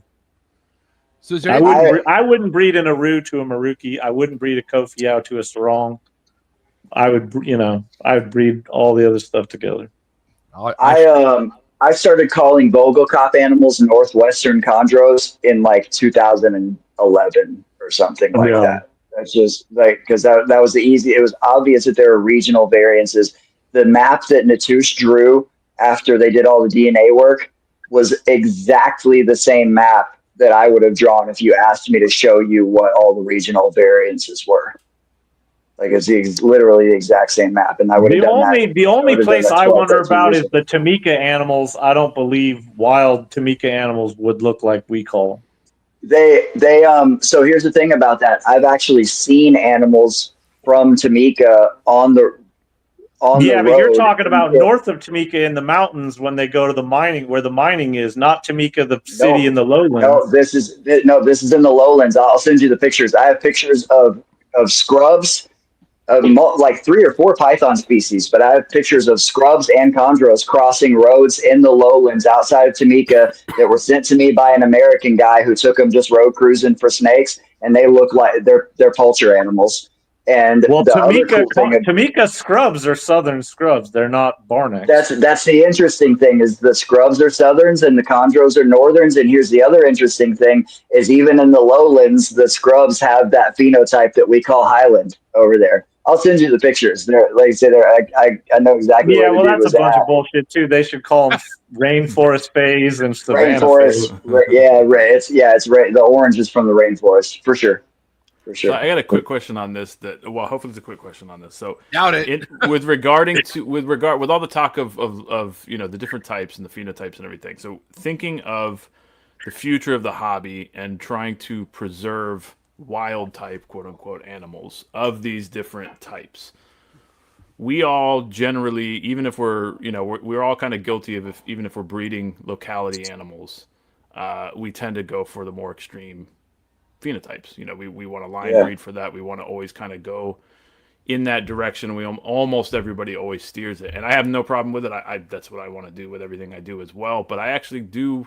I'm curious what is a good or what's everybody's thoughts on trying to maintain average looking wild type, run of the mill of these various regions for the future of the hobby when the almost inevitable happens and they stop coming in. Nobody's doing that. Nobody's doing, and that's nobody's doing that. And what I'm curious, like, what are y'all's thoughts on that, and how would we sensibly go about it? I don't think there's a point in it, and with the exception of the original Prada Quarry pair, which, like I say, I think were already F1 siblings, and that's why they were so consistent. I don't see a point in that. Because we're kind of doing this as a selfish thing anyways, to look at animals in boxes. And also, as hard as we try to produce a bunch of really extreme phenotypes, we still end up with a whole shitload of normal looking animals. So yes, but eventually once you start getting into F3, F4, F5, like I'm just thinking years down the road, you're not going to see as many of those. I don't think you can preserve.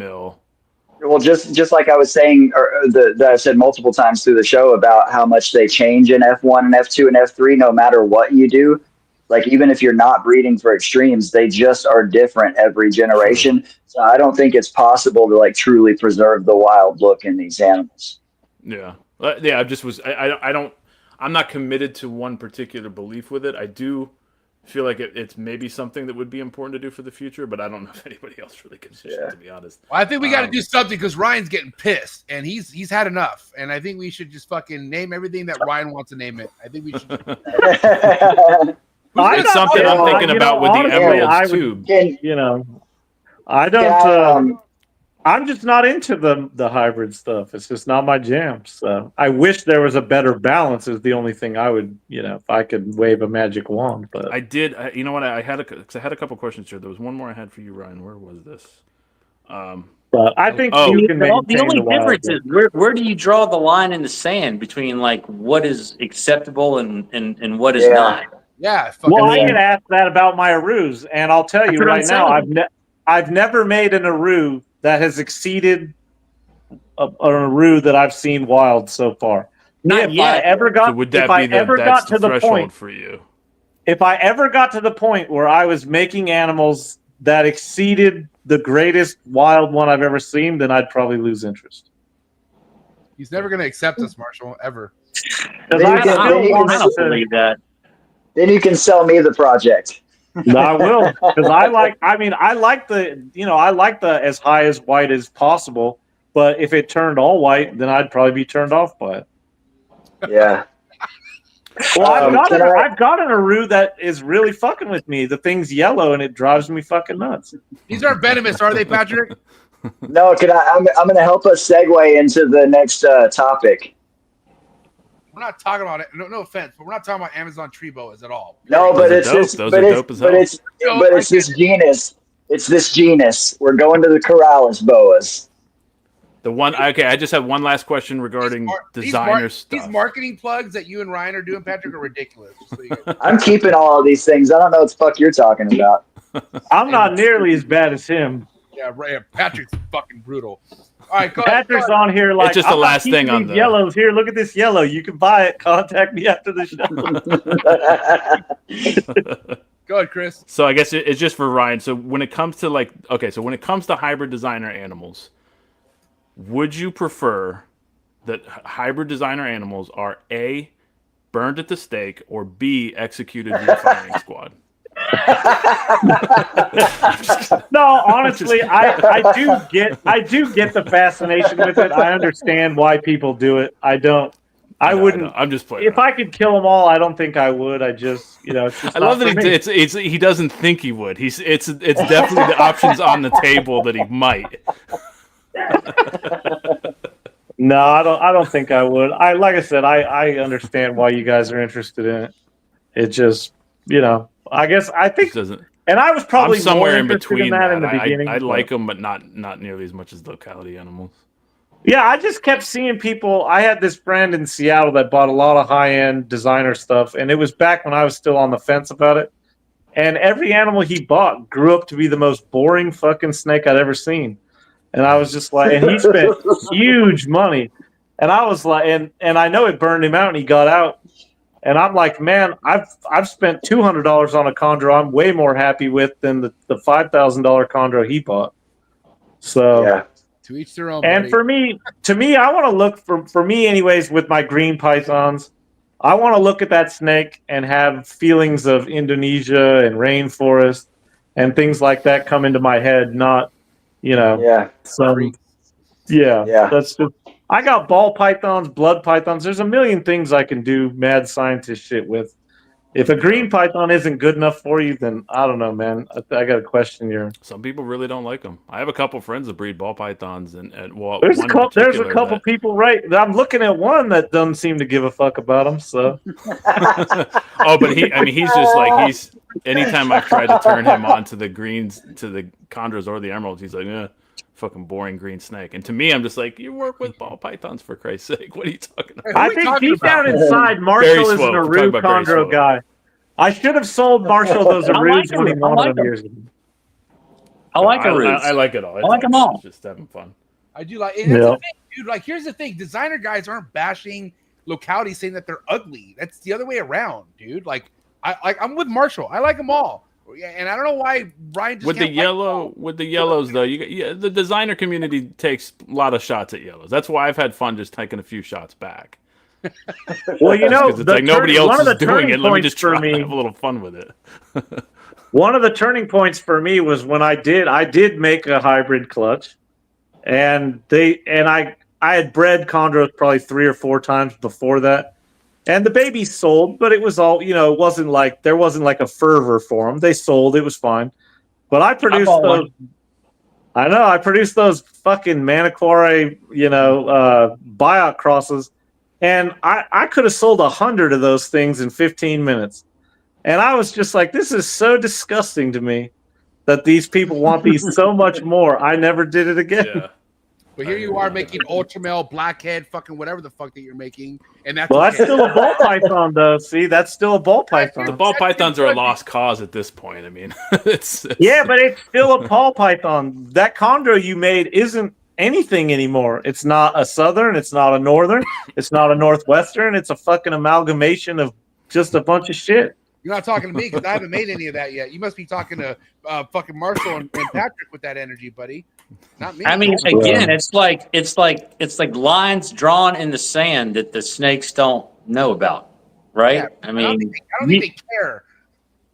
People No, split but them up. I'm just saying, if you go, so you go in your snake room and you look at all these chondros, and none of them look like a chondro is supposed to look, and that's what excites you. I got Yeah. chondros that are green. Because I mean, It I went to Bill's party, and he had one chondro in his whole collection worth looking at. And I put know a what you sticky- mean. I put I a get what you're sticky saying. note on It's it. like- I said, there's one real chondro here. Yeah, I was there. It was Yeah. great. All right. So, Can we move forward now? Can we get to emeralds, please? Sure. Jeez.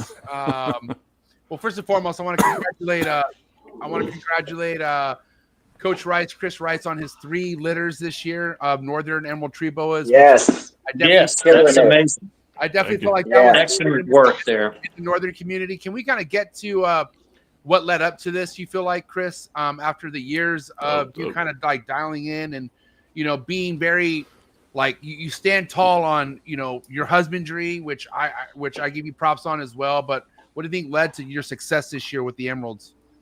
Well, I think it's a combination of a few things. So I've been trying to refine it the last few years.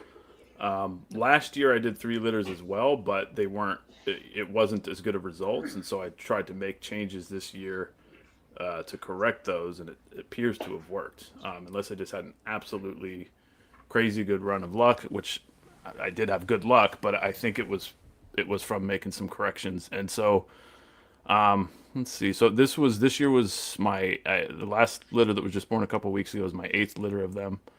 Nice. I produced, I don't remember the exact number now. It's almost 70 of them out of those Nice. 8 litters.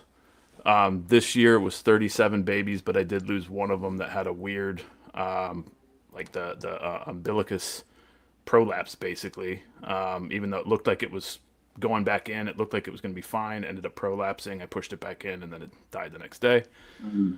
But so I got really good results out of all 3 females this year. And I think for me, what I'm finding with them it was kind of once I started, not to be rude, but I basically just started ignoring almost everybody's recommendations on what to do. For the most part, is when I started making some better headway with them. And I think that, in my experience, ambient temperature is way more important than basking temperature, personally. And I think that humidity is a big factor as well. But I think in general, one of the key things that I think the combination of factors in them just being very low stress also plays a key factor in getting good results out of them, and that they're comfortable the way I have them set up. They just appear to be a lot more comfortable than the snakes I've kept that are at a room temperature ambient with a heat panel or with a traditional heat source. Everything about their behavior to me indicates that. And this is where it gets a little controversial, and I have plenty of fun with the topic, is the topic of spraying. And that I actually think that with spraying, what a lot of people are doing is inducing unnecessary stress on the snakes. And since I stopped doing that altogether, it's helping the snakes in basically every way possible. So do you find you don't have to spray them or get them moving for bowel movements? No. That's what's been interesting about this. So I don't even think about any of that stuff anymore with either species, really, but I don't think about it at all with the emeralds. I don't get them. They don't, I don't have any kind of significant constipation from them. I don't have to do anything to very, very rarely do I do anything specifically to trigger them to defecate. They just do it naturally. And I think part of that, I think it's a combination of humidity. I think it's the ambient temperatures and the fluctuation being important. And I think also the way that I feed them. I think sometimes people have a tendency to feed them just too much. And that desire to get another meal into them as soon as they've defecated or before they've had an opportunity to pass the first meal ends up backfiring. You know what I mean? And so a lot of times just feeding the snake a meal. I feed pretty big meals that might be a little different than a lot of other people. I feed actually quite large meals to them, even from neonates. But spread out, but like spread out more than. Yeah, I feed them less often, and so it's very different than what I would do with a chondro. Chondro can handle being fed. You know, baby chondro you can feed every 3 to 5 days, and it can rock and roll through that no problem. You can't do that with an emerald. You know what I mean? No, at least not at the temperatures that even what I'm keeping them at.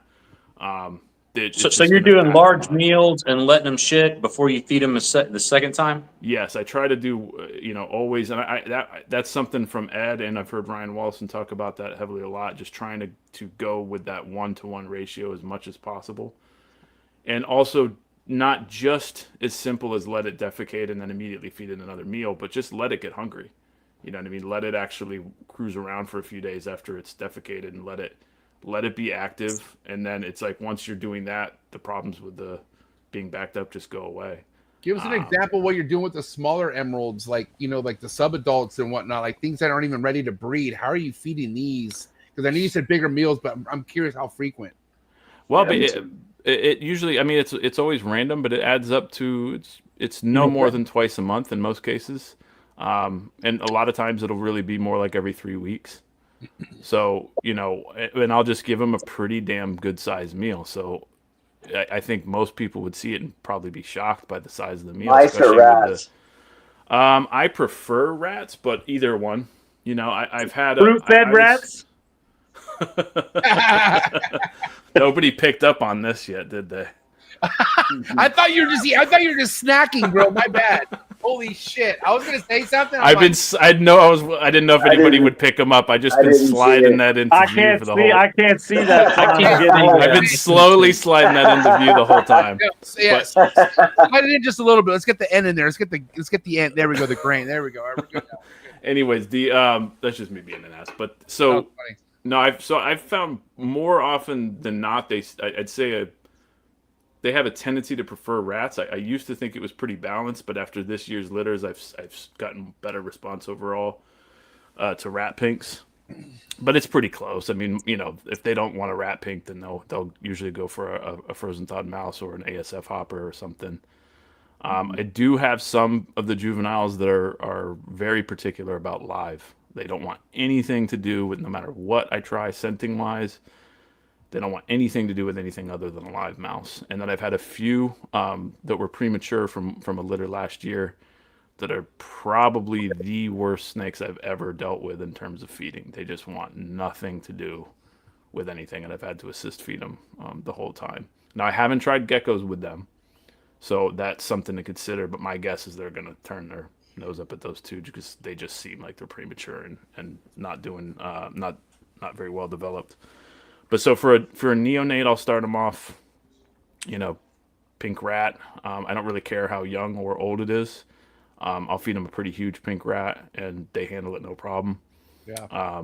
Mouse is the same thing. They'll take longer to generally pass a mouse than they will a rat pink, but they handle either one fine. And then I will try to switch them onto rats, as soon as I can. Once they're in that range where they should be taking something, like an adult mouse, large adult mouse, and I'll try to make sure that I start switching them over at that point. So, and that's, like I said, it ends up being every 2 to 3 weeks, roughly, I would say. And before they even hit the actual adult enclosure, you have them over water, correct? Like all the way from baby to even sub-adult stage. And then once they're adults, you have them. Yeah, once they're adults, I have them. I mean, they're still kind of over water because they're just over huge water bowls. So it's still kind of the same thing. True. Yeah. But it's not just over, purely over water. I would do that. I wouldn't have any problem doing that. And I would kind of prefer to do that if it was a little more practical in terms of managing it. Yeah. But, sliding a huge ass tray of water, it's just, it'd be kind of a nightmare to deal with. I think you'd need to do something more along like what Mike Stefani does, where he's got the drain. Yeah, the huge, it's a cement. Yeah, tub. big water basin with, exactly. Yeah. Something like that. But again, how practical that would be to do with a bunch of adults, I don't know. It'd be a lot of maintenance So for me, doing the really extra large water bowls and just depending on the size of the cage, either using 1 or 2 of them has worked well. And then I don't. Sometimes I'll dump the water onto the puppy pad, to raise humidity a bit. Each cage is, of course, a little bit different, so I just kind of base it on what each cage needs. But generally, I'm aiming for that 70, 80% humidity range during the daytime, and then, of course, it'll bump up a little bit at night, depending on time of year. It can get pretty high in there, but for the most part, it's nothing really excessive. And I found that when doing that, just like same kind of thing with the chondros, once I was doing that and just kind of stopped spraying them, I see them actually drink less often, which is interesting. But when they drink, they do, of course, drink heavily like you would normally see, but they just don't act like they're desperate for water at all. And I think that ties into the humidity factor of them potentially, inhaling, water vapor and that helping to replenish and maintain their, their internal water levels. And also exhaling less water vapor. Like it goes both ways. Animals just, when people try to say that humidity is more, or like hydration is more important, well, the two things are tied together. In a dryer, they're going to lose more moisture if the relative humidity is lower. How often are you changing the water? With the juveniles, it's every day or every other day. Occasionally I might skip a day if everything's. But they're water substrate, though. What about the adults? The adults is at least twice a week, usually 3 times a week. Gotcha. Okay. So it's usually, I try to do it every other day, but it all depends, But they'll still drink. I mean, I've heard some people say like, oh, they'll refuse. Emerald will never drink water if it's 2 to 3 days old. I don't find that to be true. That's not true. That's not true. I just saw mine the other day drink one that was like on like day 3, and I was it was all in my head like I got to change this water, and then I go down and look, and Fool's just chugging it, and I'm like, they'll respond better for sure to fresher water, but 3 or 4 days. I mean, once it's at a week, I don't really let it go that long, so I don't know.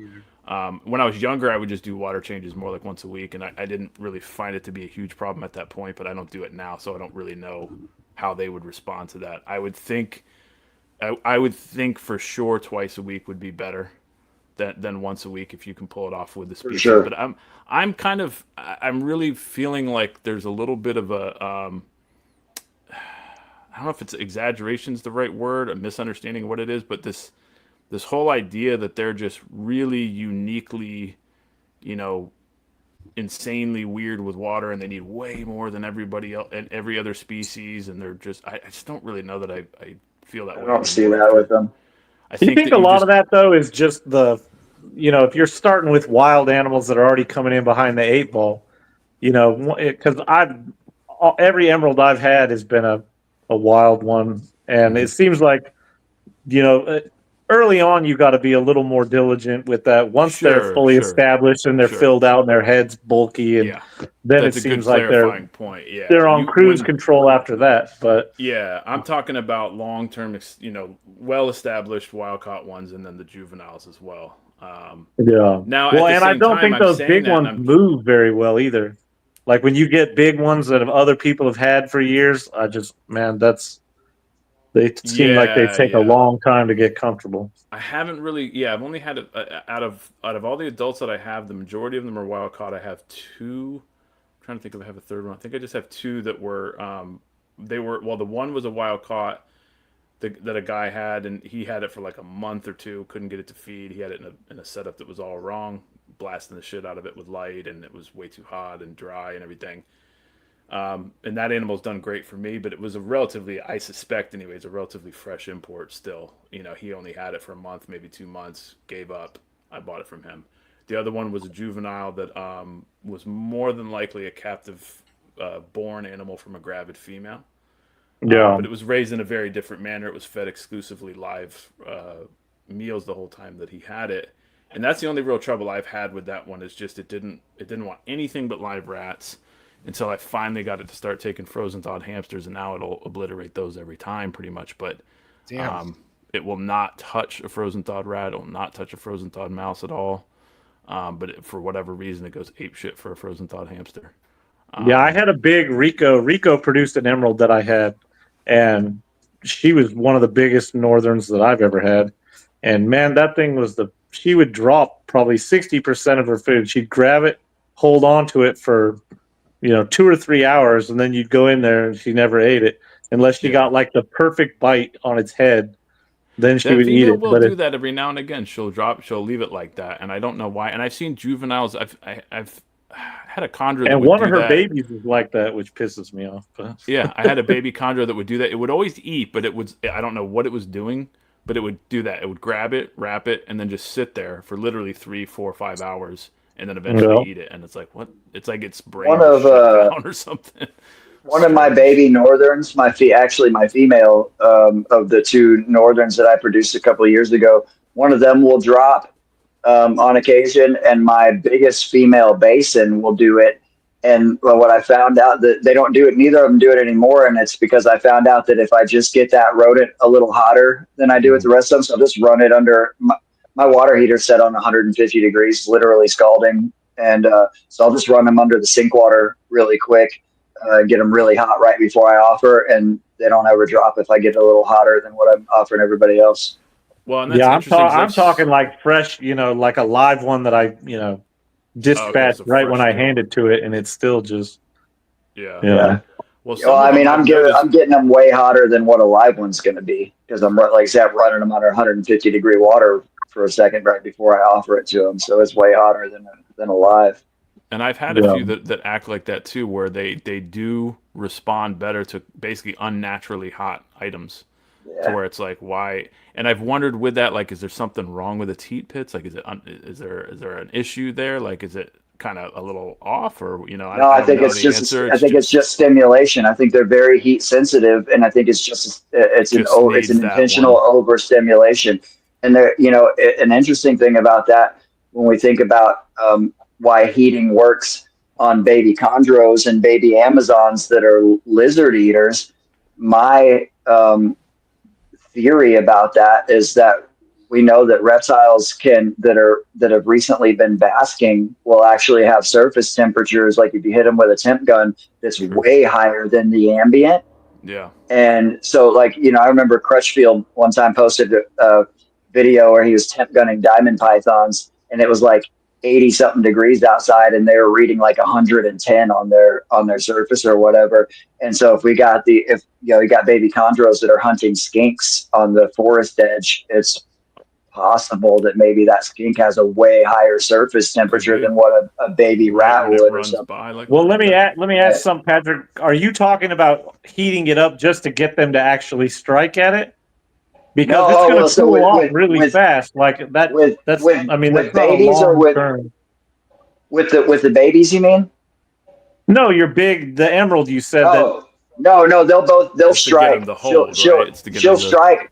Yeah, but the thing is that if I don't do that, we'll use my big basin as an example, because my 2 northern females are fucking savage monsters that will eat my face if I let them.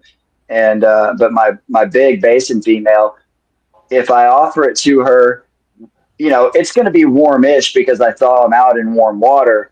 But if I offer it to her like that, she's kind of tentative. She'll kind of grab it slowly, and every third or fourth one, she'll end up dropping it. And if I run it under hot water for just a second, she fucking nails it. She wraps it really hard, and she swallows it every time. That's weird, because by the time she swallowed it, that thing would have cooled way off. So it is weird. But here's another thing about that. I think that it's the initial response that makes a difference. So like my male Zabcan rattlesnake, if I offer him a rat without heating it, he'll nail it, and then he won't go eat it. If I offer him a rat that's been heated, he'll nail it, he'll drop it just the same, and then he'll go back and eat it later when it has certainly cooled off. Yeah, and it's what he does that 100. Yeah, it's the initial trigger. He does that 100% of the time. I've had that rattlesnake for, I don't know, for a while now, a couple of years or something like that, and he'll do that 100% of the time. If it's not really hot, he'll nail it and leave it. If it's really hot, he'll nail it and he'll eat it later. Yeah, all the species I've had that were food droppers, it seems like the heat would definitely get them to bite, pretty consistently. Mm-hmm.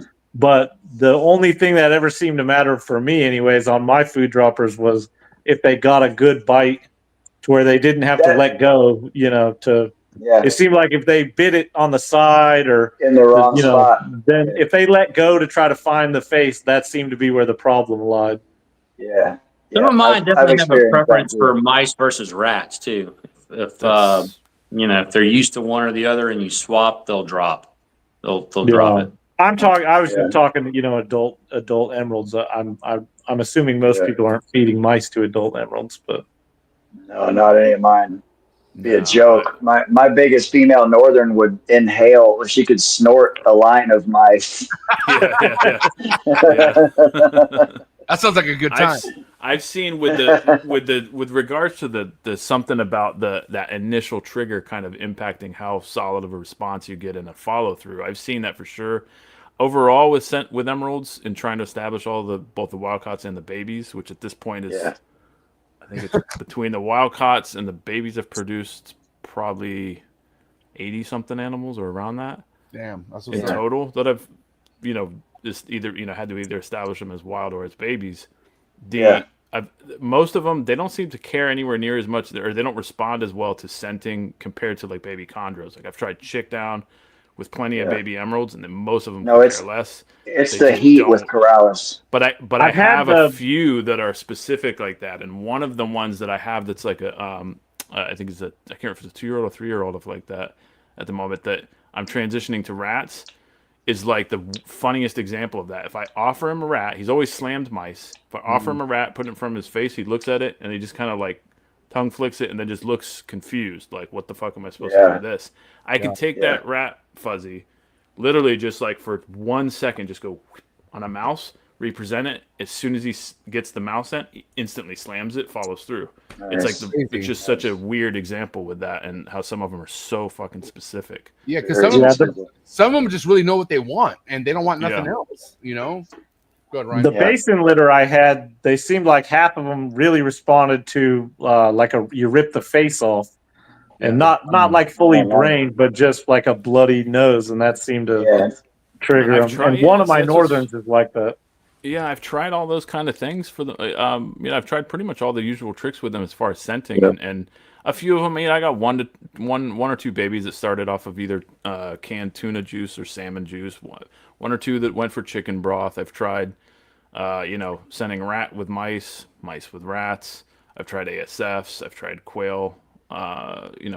Chick down, actual quail, and other than a few outliers, for the most part, they all do pretty well. Starting with, either a rat, standard rat or standard mouse. Chris, you tried chicken movement broth? seems to, I've tried chicken broth because I had pretty good results with some chondro babies that way, and I did get like one or two that responded to that, and then but I don't even know if that's something like every now and again you'll get a response from that first try like that, right? And then they're fine and they'll just take unscented the next times and they're already kind of rocking and rolling. It's like for whatever reason the stimulation of that scent, something different, unique. Yeah, exactly. Something unique about it. It got them going and they figured it out from there. So that's been my experience with them for the most part, is that the movement, and the movement is a big thing because like I said, I've had a few now. Most of them will switch over to frozen thawed relatively easy, but I've had a few that have been a really difficult, like surprisingly challenging to get to switch over to frozen thawed, but they'll slam the hell out of a live mouse, almost instantly. And they're one of the northerns I produced last year will literally, if you take a rat pinky and you get it mad, you can't hardly get this thing to bite it. But if you get it mad, it'll pinch it up against its perch, like squeeze it, and then I can shut the tub and it'll eat it.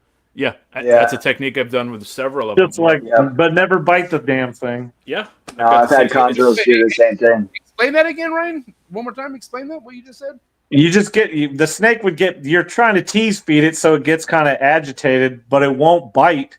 And then, if you too shy. Yeah, but if you rub the rodent on its body, it'll like kind of half wrap it and like pinch it against the perch. Yeah. And then if you just shut the tub and walk away and leave the room, it eats it like 95% of the time. Yeah, I have a few. I have several actually, because I haven't started because the third litter is just now starting to have their first shed, so I haven't attempted to feed any of those.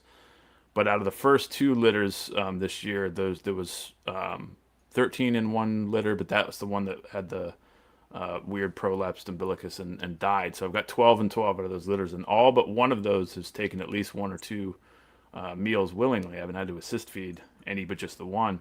But probably 3 of those babies, what I've done to get them to eat is I'll hold them, depending on how they're positioned in the tub. Sometimes they're already in a position I can do this. But if not, I'll just pull the perch that they're on up and do this. And I actually just aim, just because I know they're too shy to strike. They just won't really do it, or they'll strike just defensively. So I'll actually just place it right in their coils rapidly like that, like kind of same effect that what you're doing.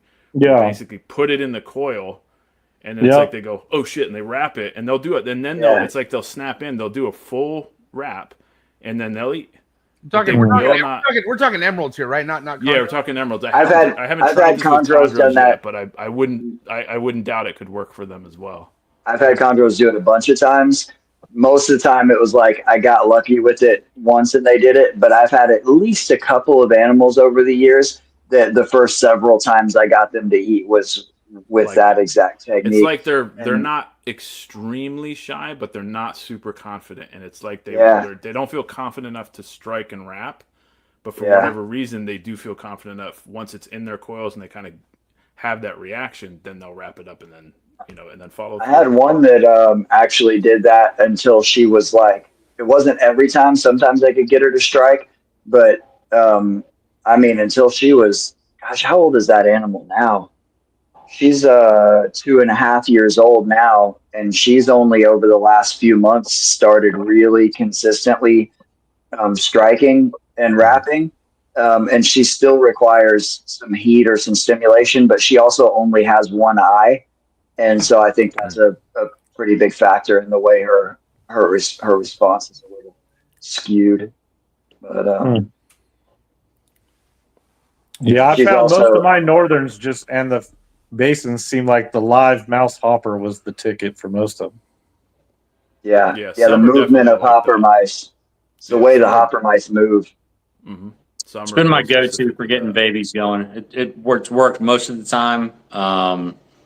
I have had some stubborn ones that, I found if they don't need a mouse hopper, they're going to be a pain in the ass.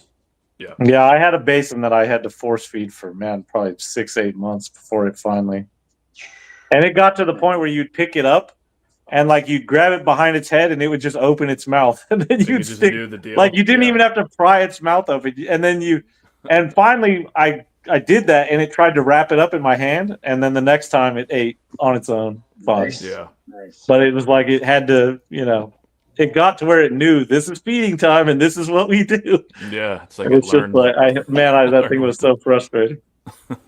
Yeah, I probably would save myself a lot of time and some frustration just starting a lot, with live hoppers, just kind of that first attempt.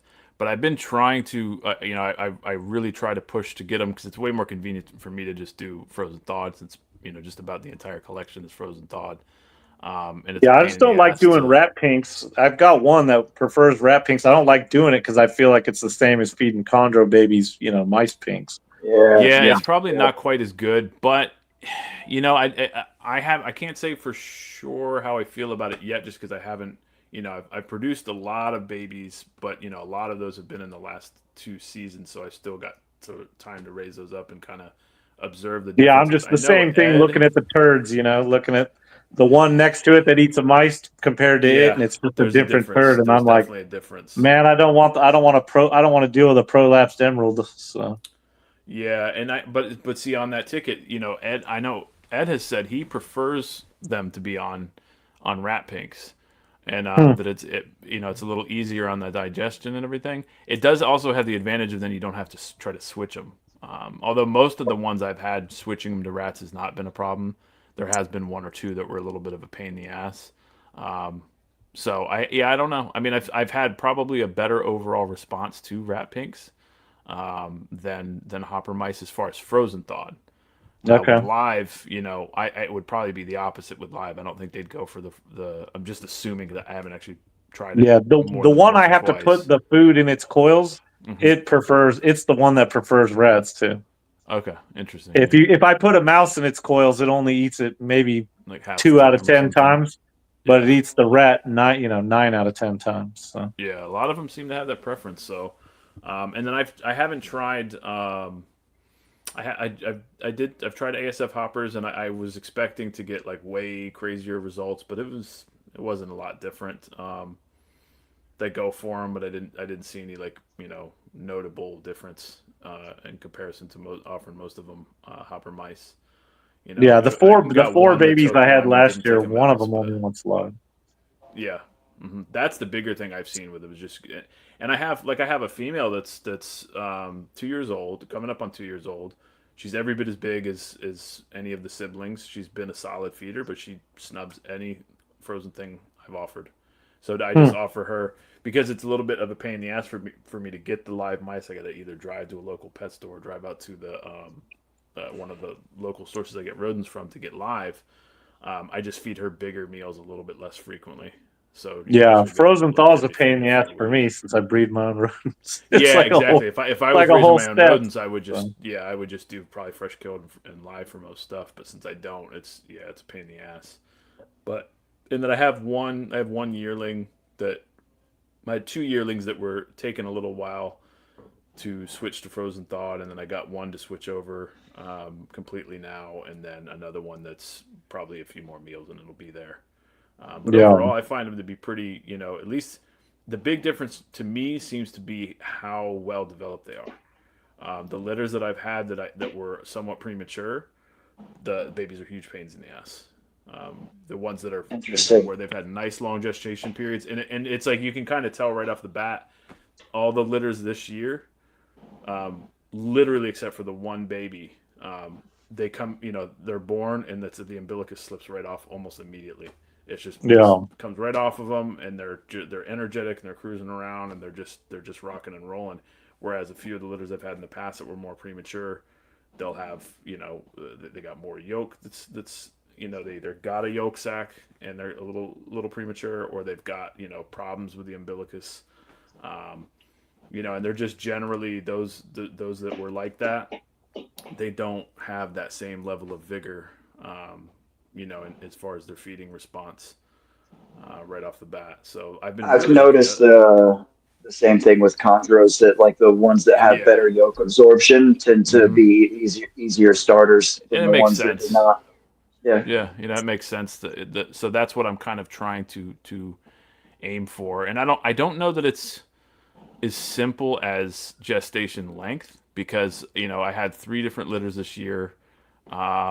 2 of those females were first time breedings, more than likely first time litters they've had, just based on the way they looked as far as being a wild caught animal. I think they were still relatively young. I can't say for sure though.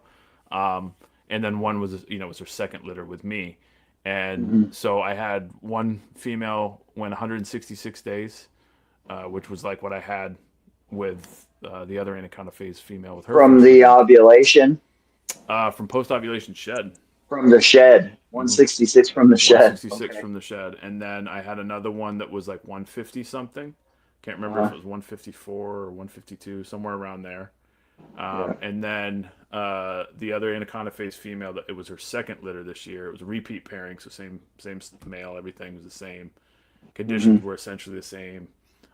She actually gave birth at 143 days, or maybe it was 144. I have to double check, but it was a little shorter than I expected. I figured she'd probably go 160 or close to it, like she did before. But she went a little shorter, and but all 3 litters were solid as fuck. I mean, any differences in temperature range or basking availability or anything like that? Nothing really significant, and that's the thing. And the way that I keep them in that back room, they have the temperatures. It follows the outdoors pretty closely, but it's somewhat functions like it's a bit like taking the outdoor weather and kind of compressing the peaks and raising the lows a tiny bit as far as throughout the course of the year. But it's constant fluctuation throughout the day, so they will get. The ambient will raise up to the high 80s, sometimes as low 90s. It's ambient. Do you have any external heat on the gravid females? No, external heat. Oh, They get you're good. they get sunspots that form through the window. Sun through the window. So Yeah. that'll basically form a spot in the cage that's like functions like a basking spot, and that'll. Yeah. But that's not there. It's not there for very long. You know, it's a couple few hours that'll last. Yeah. And I've clocked them as as high up in the high 90s. And at first that freaked me out because I'm like, you hear so much about the if they're in the high 90s, it's going to kill them, whatever. But I think with all this stuff, the big thing is that I'm finding that the actual temperature, the measurement of the temperature itself, I don't even think about any of that anymore. I don't really pay attention to it. I'll look at it just out of curiosity, but I'm not worried about whatever temperature it is back there because nothing that they're, no temperature that they're exposed to lasts very long. So it's also relative to the lows and the duration of the lows as well. Exactly. And I was under the impression that they would, that high temperatures would just really mess with them. And I had a power outage at work one time, or maybe it was the AC motor went out. Either way, I lost my air conditioning at work, and I had basins in quarantine there, and they were very small animals. And I had to stay there long enough to try to get some of this stuff resolved. But I also packed up all the animals that were in the shop and brought them home because it was like 107 outside or something like that. Mm-hmm. And when I left, it was 92 or 93 in the warehouse. And when I started, not when I left, when I started it was 95 when I left. It was 92 when I started packing animals up. And those young basins were all still coiled tightly. They were not showing the slightest sign of discomfort or heat stress or anything. They looked exactly the way they did when I got there that morning. And they were in their enclosures were 92 degrees. Mm-hmm. Because there's a huge difference. Because I started quarantining them in an outdoor building a few years ago. To basically try to be as careful as possible, for that quarantine process. So usually the first 6 to 12 months of quarantine is outside. So it's pure, it's fully ambient. They're not out in the sun, but they're in a little room, and that's basically, it's just whatever the natural weather is doing is warming up the building.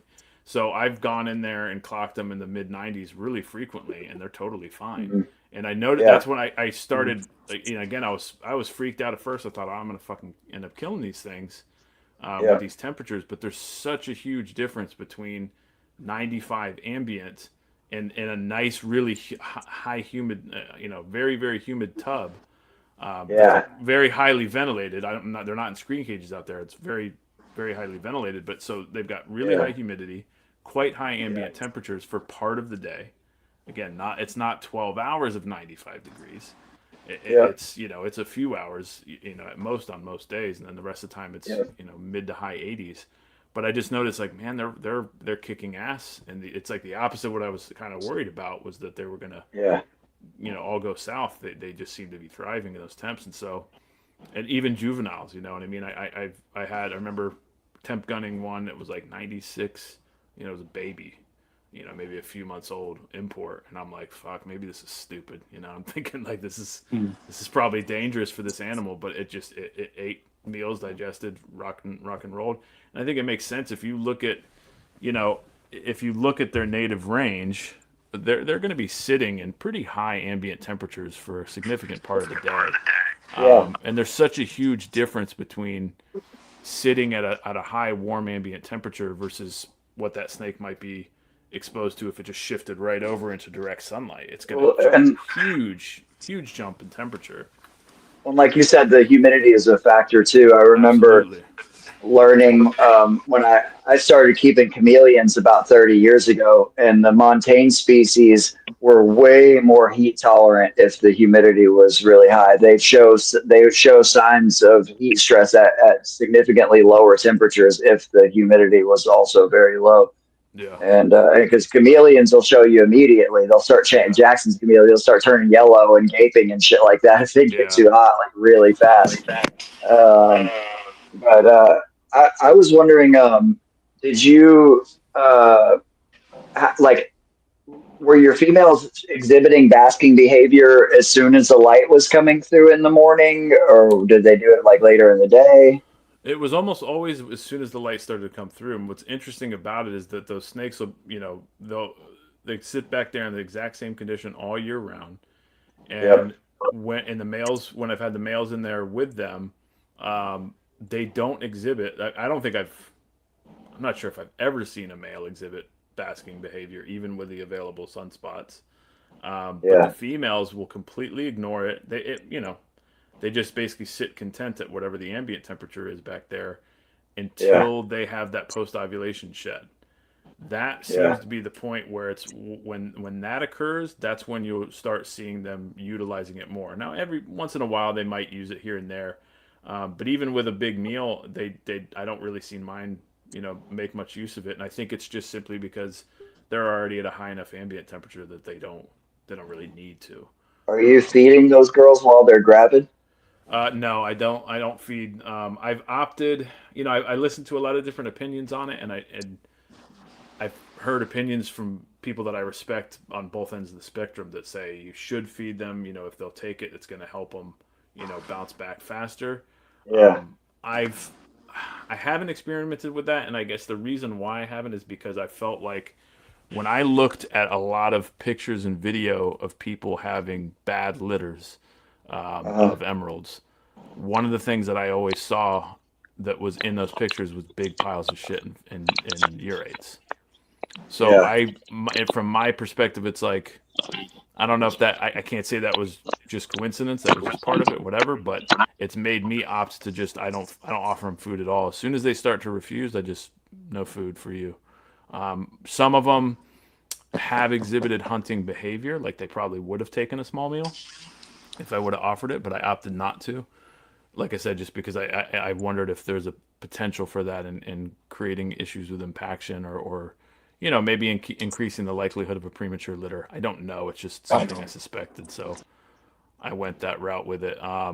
In the future, I think I might experiment with offering small meals here and there and just base it solely on what the behavior of the individual female is showing me. Yeah. If she's acting like she really wants a meal, then probably a small meal really wouldn't be a big problem. But I would definitely I personally anyways, would try to be very careful with that. Do you think that behavior is more based on, like, if it was in the wild, I would put my money on that they would never eat.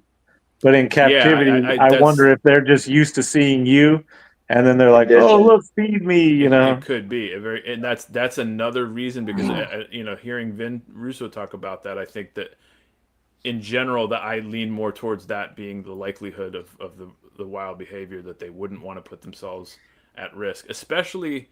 And I think this kind of goes, everybody, even people that advise feeding the gravid females generally agree that the closer they are to delivery, you want to avoid feeding them for the most part, or be very careful about it, because you can see the difference in how they move. I mean, every female is different in their behavior in general. I've had one of the ones, the one that actually had a perfect litter, was so nonchalant about the whole fucking gestation. She was like, you sometimes I'd question, was she even gravid, because she was just so mellow. It's like she's stretch out to bask here and there, but for the most part, she's just like acting like a normal snake, and then just slowly growing in the midsection. But I think in general, regardless of their overall behavior during the gestation period, they all start getting pretty careful with their movements the closer they get towards delivery. They're because they're just carrying such a massive load that they obviously can't haphazardly flail around or really not be careful with their movements. So I would agree that in general, I think the wild ones, it seems unlikely to me that they would be seeking to feed. Well, the other thing we don't, we in the wild, they're not getting, like you talked about. Oh, look, give them a small meal. Like that's exactly. They wouldn't get that. That's a choice they're not getting in nature. Yeah. Like they're getting whatever. I would think eating would be too risky for them. That's what I would think too. But I don't know. I know that there's definitely people that, I mean, you can't argue with Ed's success, and I know Ed will offer to the if a female will take it, he's he's fed, he'll feed them small meals if they'll take it, like once a month, maybe something like that. I don't quote me on that. I'm just trying to. Yeah, go from memory but you of what have he to said. also say if he didn't do that, would his success be the same? I don't know. Yeah, that's the thing. I would bet it think, would be. Yeah, I would think Anecdotal. probably. And what was it? Anecdotal, as Bill would say. Yeah, but I mean, the train. What I'm saying is listen, anecdotal as well. This is just, but it's not. I'm not working with a. I'm aware of what I'm working with in terms of the numbers. It's not nothing. It's 8 litters in 3 seasons and close to 70 babies.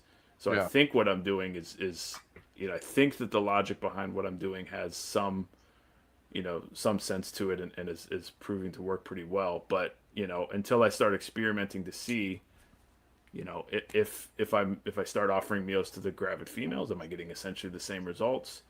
Then the babies, the train left the station when she ovulated. They have everything a boa baby inside the mother is just an egg inside. It's not, an umbilical species getting nutrients from the mother. But I think maybe having the mentality is to get them to bounce back faster after birth, more so than. But Chris, we talked about this too. Like we also thought like it could actually give the female like strength getting closer to delivery and stuff like that. Like having a little bit of food in her. You know what I mean? Maybe. Possibly, yeah. It's again, I haven't, I can't really say the difference between the results from my own experience because so far I have not offered a single gravid female. Because think about that. That's a long time without having any food, and to have that many babies inside you on top of everything else, like I don't know. But but again, this is where I think going into the elements of stress and hydration, play into it because I was shocked, but the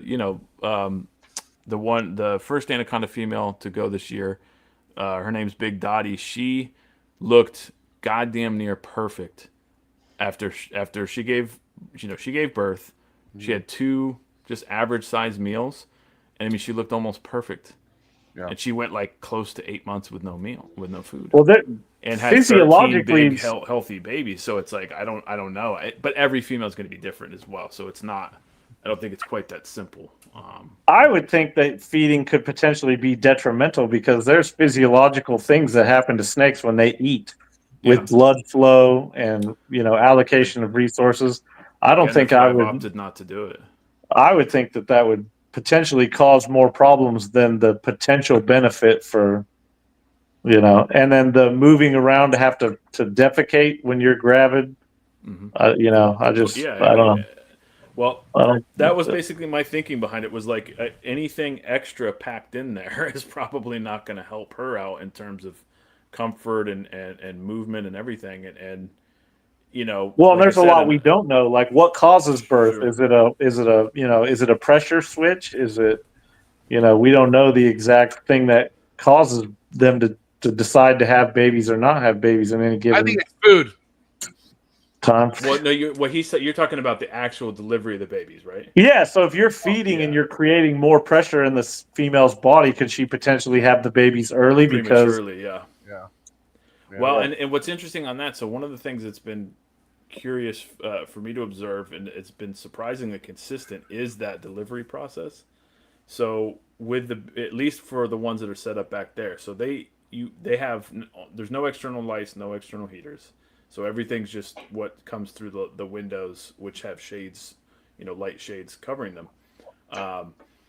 So they have a pretty close to totally natural light cycle. I do turn the light on in the room at random times, sometimes in the middle of the night if I'm, doing something in there.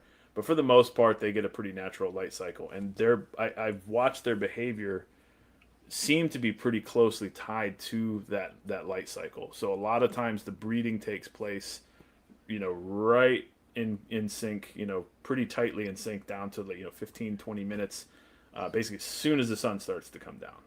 That's when I almost always, that's the most activity you'd see, that point, and then right around midnight, and then again right around maybe 3 or 4 a.m.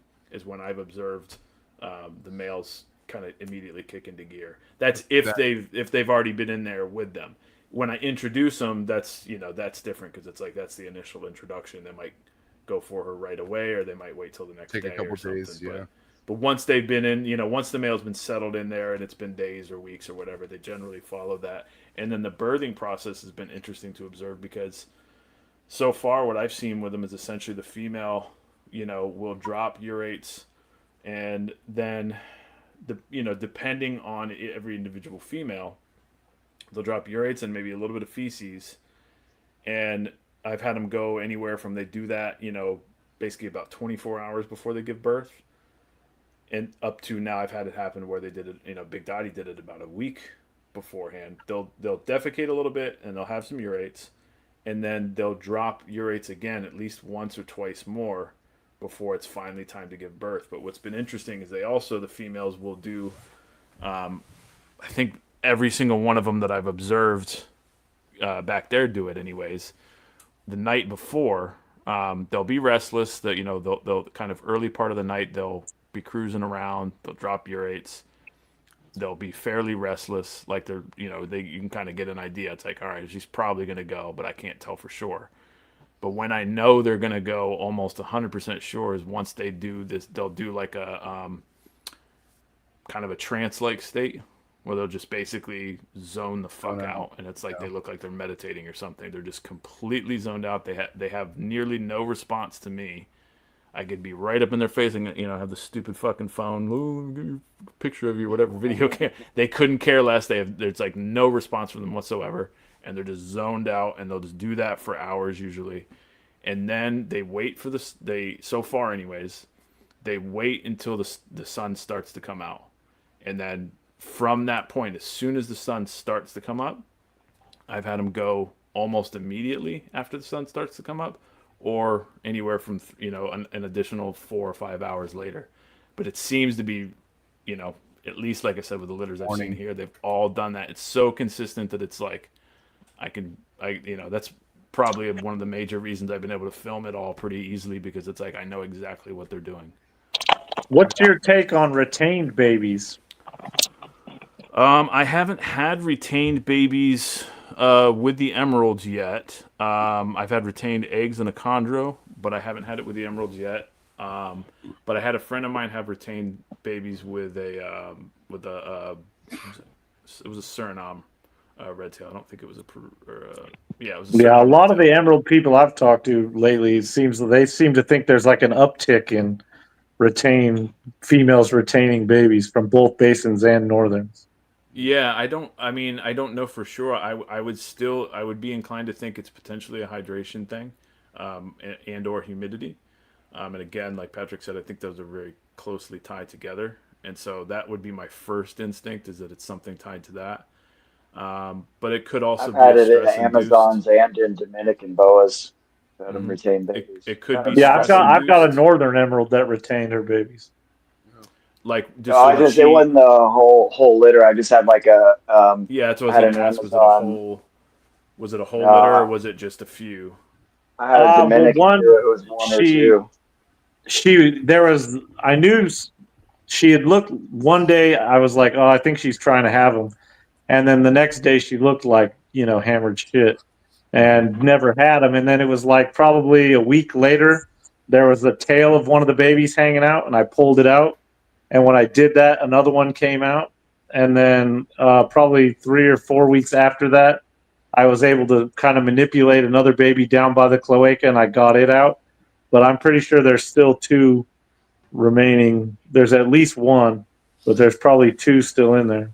At least she's alive. It definitely happens. It definitely. But that was 3 years ago. No, they can pack. They can. I had a female Dominican pass one a year later.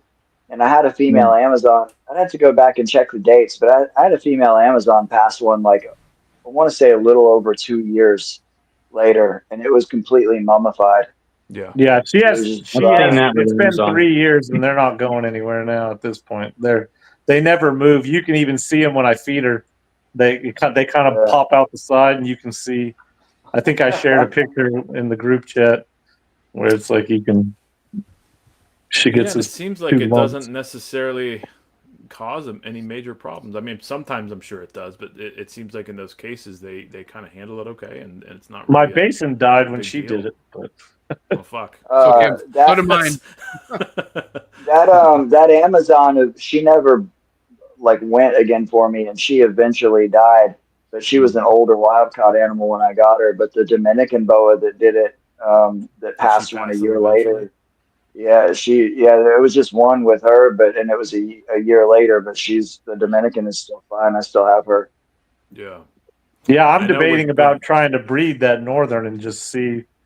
See if it'll. It might be fine. I think if I remember correctly, I don't know if I think Ed maybe mentioned it on a podcast that he had a female basin that retained. It may have just been retained slugs. I don't remember if it was a retained baby, but I think he then bred her like 2 years later, and I think that first breeding she just kind of passed, the retained shit and some additional slugs, and then if I remember correctly, was fine after that. So well, that's encouraging. I'd like to. I'm gonna probably give it a try this year. See what happens. Yeah, I think with some of those kind of things, I think just generally what I've been moving more and more towards with the gestation stuff with them is just try to create conditions that are as comfortable as possible for the animal, and then me intervene as little as possible. Yeah. Me do as little as possible because I think that any kind of, and this is where, getting into the discussion of the spraying and everything, I think that I don't think spraying is always stressing animals out, and I think that it can be done in a way that can work fine. But I do, especially after the work I've been doing and seeing the results and seeing the differences, I think that there's a good chance that what a lot of people do with spraying actually does more harm than good because of the way they're going about it. And I will say for sure, and I can say this as confidently as I can, that I'm personally convinced after working with them for this long and producing this many and establishing them that the rain droplets themselves are really nothing special. It's if the barometric pressure change is a much bigger trigger of the animal's behavior than the actual droplets of water are. And I think that depending on how you go about doing your spraying, if the animal's relying primarily on that for hydration, it can of course be done. But at what cost and how practical is it, depending on how many you have and what your setup is. And I still think ultimately, if you're doing that, it takes a properly humid environment for that to work right. You know what I mean? So Definitely. Because if you've watched them drink out of a bowl heavily, it's like, how much water that's going to take to spray on them for them to be able to consume. Yeah, I don't think you could mist them enough to have what I mean? And I just don't think. I just don't. I think Ryan, you made a comment. I think it was just a comment on a. I don't think it was you actually said. I think you just typed it on a comment on a video recently on one of these shows that you said with regards to overfeeding. That basically a lot of times with feeding snakes, it's we do it because it feels good for us. We do it because it's gratifying for us to feed the animal. We like to see the animal eat. It makes us feel good, like we're doing the right thing. I think that that's a lot of what happens with spraying too. I think it's the exact same thing. I think that it makes people feel like they're replicating the rainforest. It makes them feel like they're doing this great thing for the animal. I think it's perfectly well intended.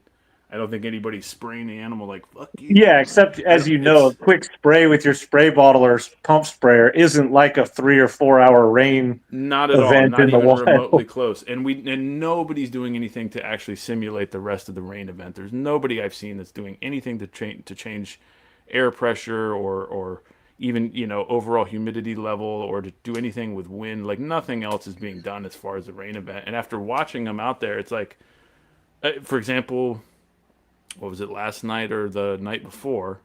It warmed up a bit here overnight. You could feel it in the air. Warmed back up a bit after the cold temperature. Half my fucking room took a shit overnight. Yeah. None of them had a raindrop. None of them had anything different done to them at all. It's that change in the air that is what I think is triggering them. And people will, if you spray them, will they respond to it and defecate? And sometimes they will, sure. But it's just another stimulation to them. It's just it's something that yeah, it could be stress making them want to shit. You know what I mean? It's just movement. You know what I mean? And I noticed that when I was, because years ago when I first started doing this with the emeralds, like in 2019 and part of 2020, I was still, maybe even to 2021, I would take them out and spray them outside, and and I, basically just take them out there, turn the hose up, point it up vertically so it would be a little bit like rain, when it fell down on them. And a lot of them would respond to that. Some of them would shit, pretty quickly. Others, the one thing I noticed, and which is ultimately what got me to just stop bothering to do this all the time, which is the same thing I see in so many other people's videos. It's just like, this snake's fleeing every time I spray it. Why is it fleeing every time if it loves this so much and it just can't get enough of it, why is it clearly fleeing and stressed out, acting stressed? Maybe I should stop doing this. I noticed that I could take them out there and not spray them and just let them crawl around for a while in the sun. And they still crap. And they still crap. And they still show. Well, it's the movement. That's everybody. I always say it's the movement. Yeah, it's the movement's the big thing. But then again, there's definitely something with changes in the air, because I have definitely noticed that it's like, okay, you can almost count on it. If you got a bunch of snakes that are like due to take a shit, don't spray them. Don't do any of that stuff. Just watch what happens when a storm system comes through. Yeah. Yeah, but it's still because it stimulates the movement.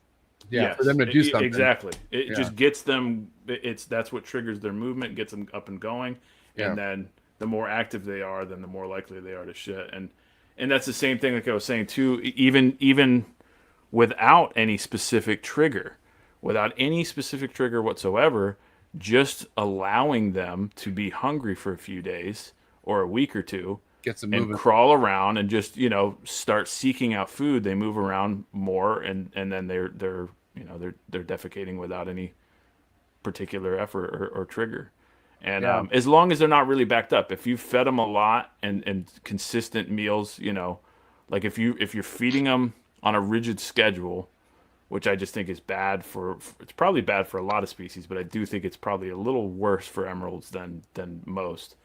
You're feeding them right at the tail end of them. They're probably close to ready to defecate the meal. Then you put another one in them, and then you wait for and then you put another one in them. And so it's like that 3 meals and wait for defecation thing. I think is a really, personally, I think it's a really bad piece of information that keeps going around as a guideline that's pushed, and it really shouldn't be, because you're just backing them up. And I have guys that mess. That's one of the most common things I get is people that it's like they almost don't believe me when I tell them, they're like, well, it's been 10 days and it hasn't shit. Should I feed it again? I'm like, just wait for it to shit. Well, but it's been 10 days, and it's like, it's fine. Well, Chondros are like that too. They're remarkably active if they're not full of shit. Yeah.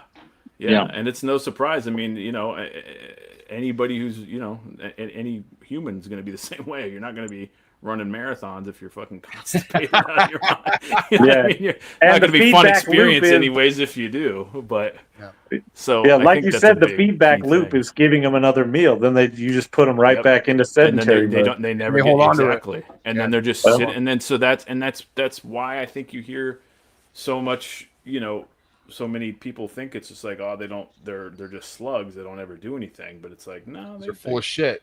They're just I don't even think it would be possible for a chondro to have a prolapse if you did the only one meal, one shit, because they take a tiny little shit.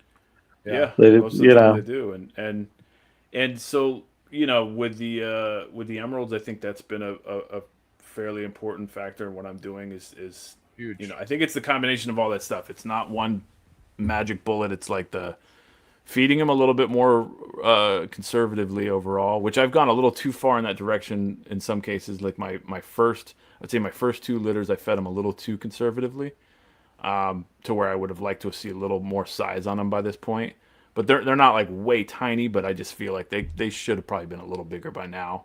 But that also seems to be from keeping on mice probably longer than I should have. I should have switched them to rats, because rats always seem to put a little more size on an animal as it's growing. At least, but that's also the funny thing about baby snakes is the rules that apply to the adults. Often, you can crunch those timelines with the younger animals. Sure. And you just have to wait until you start seeing them act like adult snakes, and then you have to adjust your We got to crunch. We got to crunch this episode and land this plane, fellas. I love it. I would love to keep talking. Yeah, my phone's about to die. Yeah, I literally got 14. My earbuds are dying. I got 14 baby chondros to feed, and I still need to eat fucking my food. So we could keep this going, but we already have something scheduled, Chris, for you to come back on, so we can really tap in more about the emeralds. But I really appreciate this locality episode. I thought it was very, very impactful, especially for people coming into the game and not really understanding the whole locality side of things. But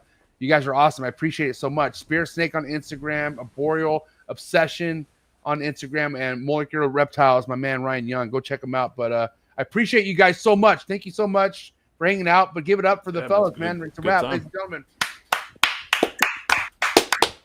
Thanks, guys. Have a good night. Peace. Good night. All right, thank you so much, Marshall. Thank you so much. Yeah, man. Thanks for hanging out and not leaving. Just kidding. But yeah, I think Bill would have definitely left an hour ago if he was here. So yeah, probably. All right, but listen, enjoy your night, Marshall. I appreciate you so much for hanging out, man. Thank you so much. All right, man. Enjoyed it. See you next time. Man, check them out. Thank you so much. Thank you, everyone out in the chats, for hanging out in this 3.5 hour podcast. It was one for the books for sure. And just to remind you guys, my podcast Thursday is going to be premiered 9 a.m. Pacific Standard Time. My huge announcement, huge next big thing for me. I'm going to be talking about it Thursday night, 6 o'clock Pacific Standard Time. But guys, thank you so much for hanging out. Episode 571 of the books. I'm out. Choo!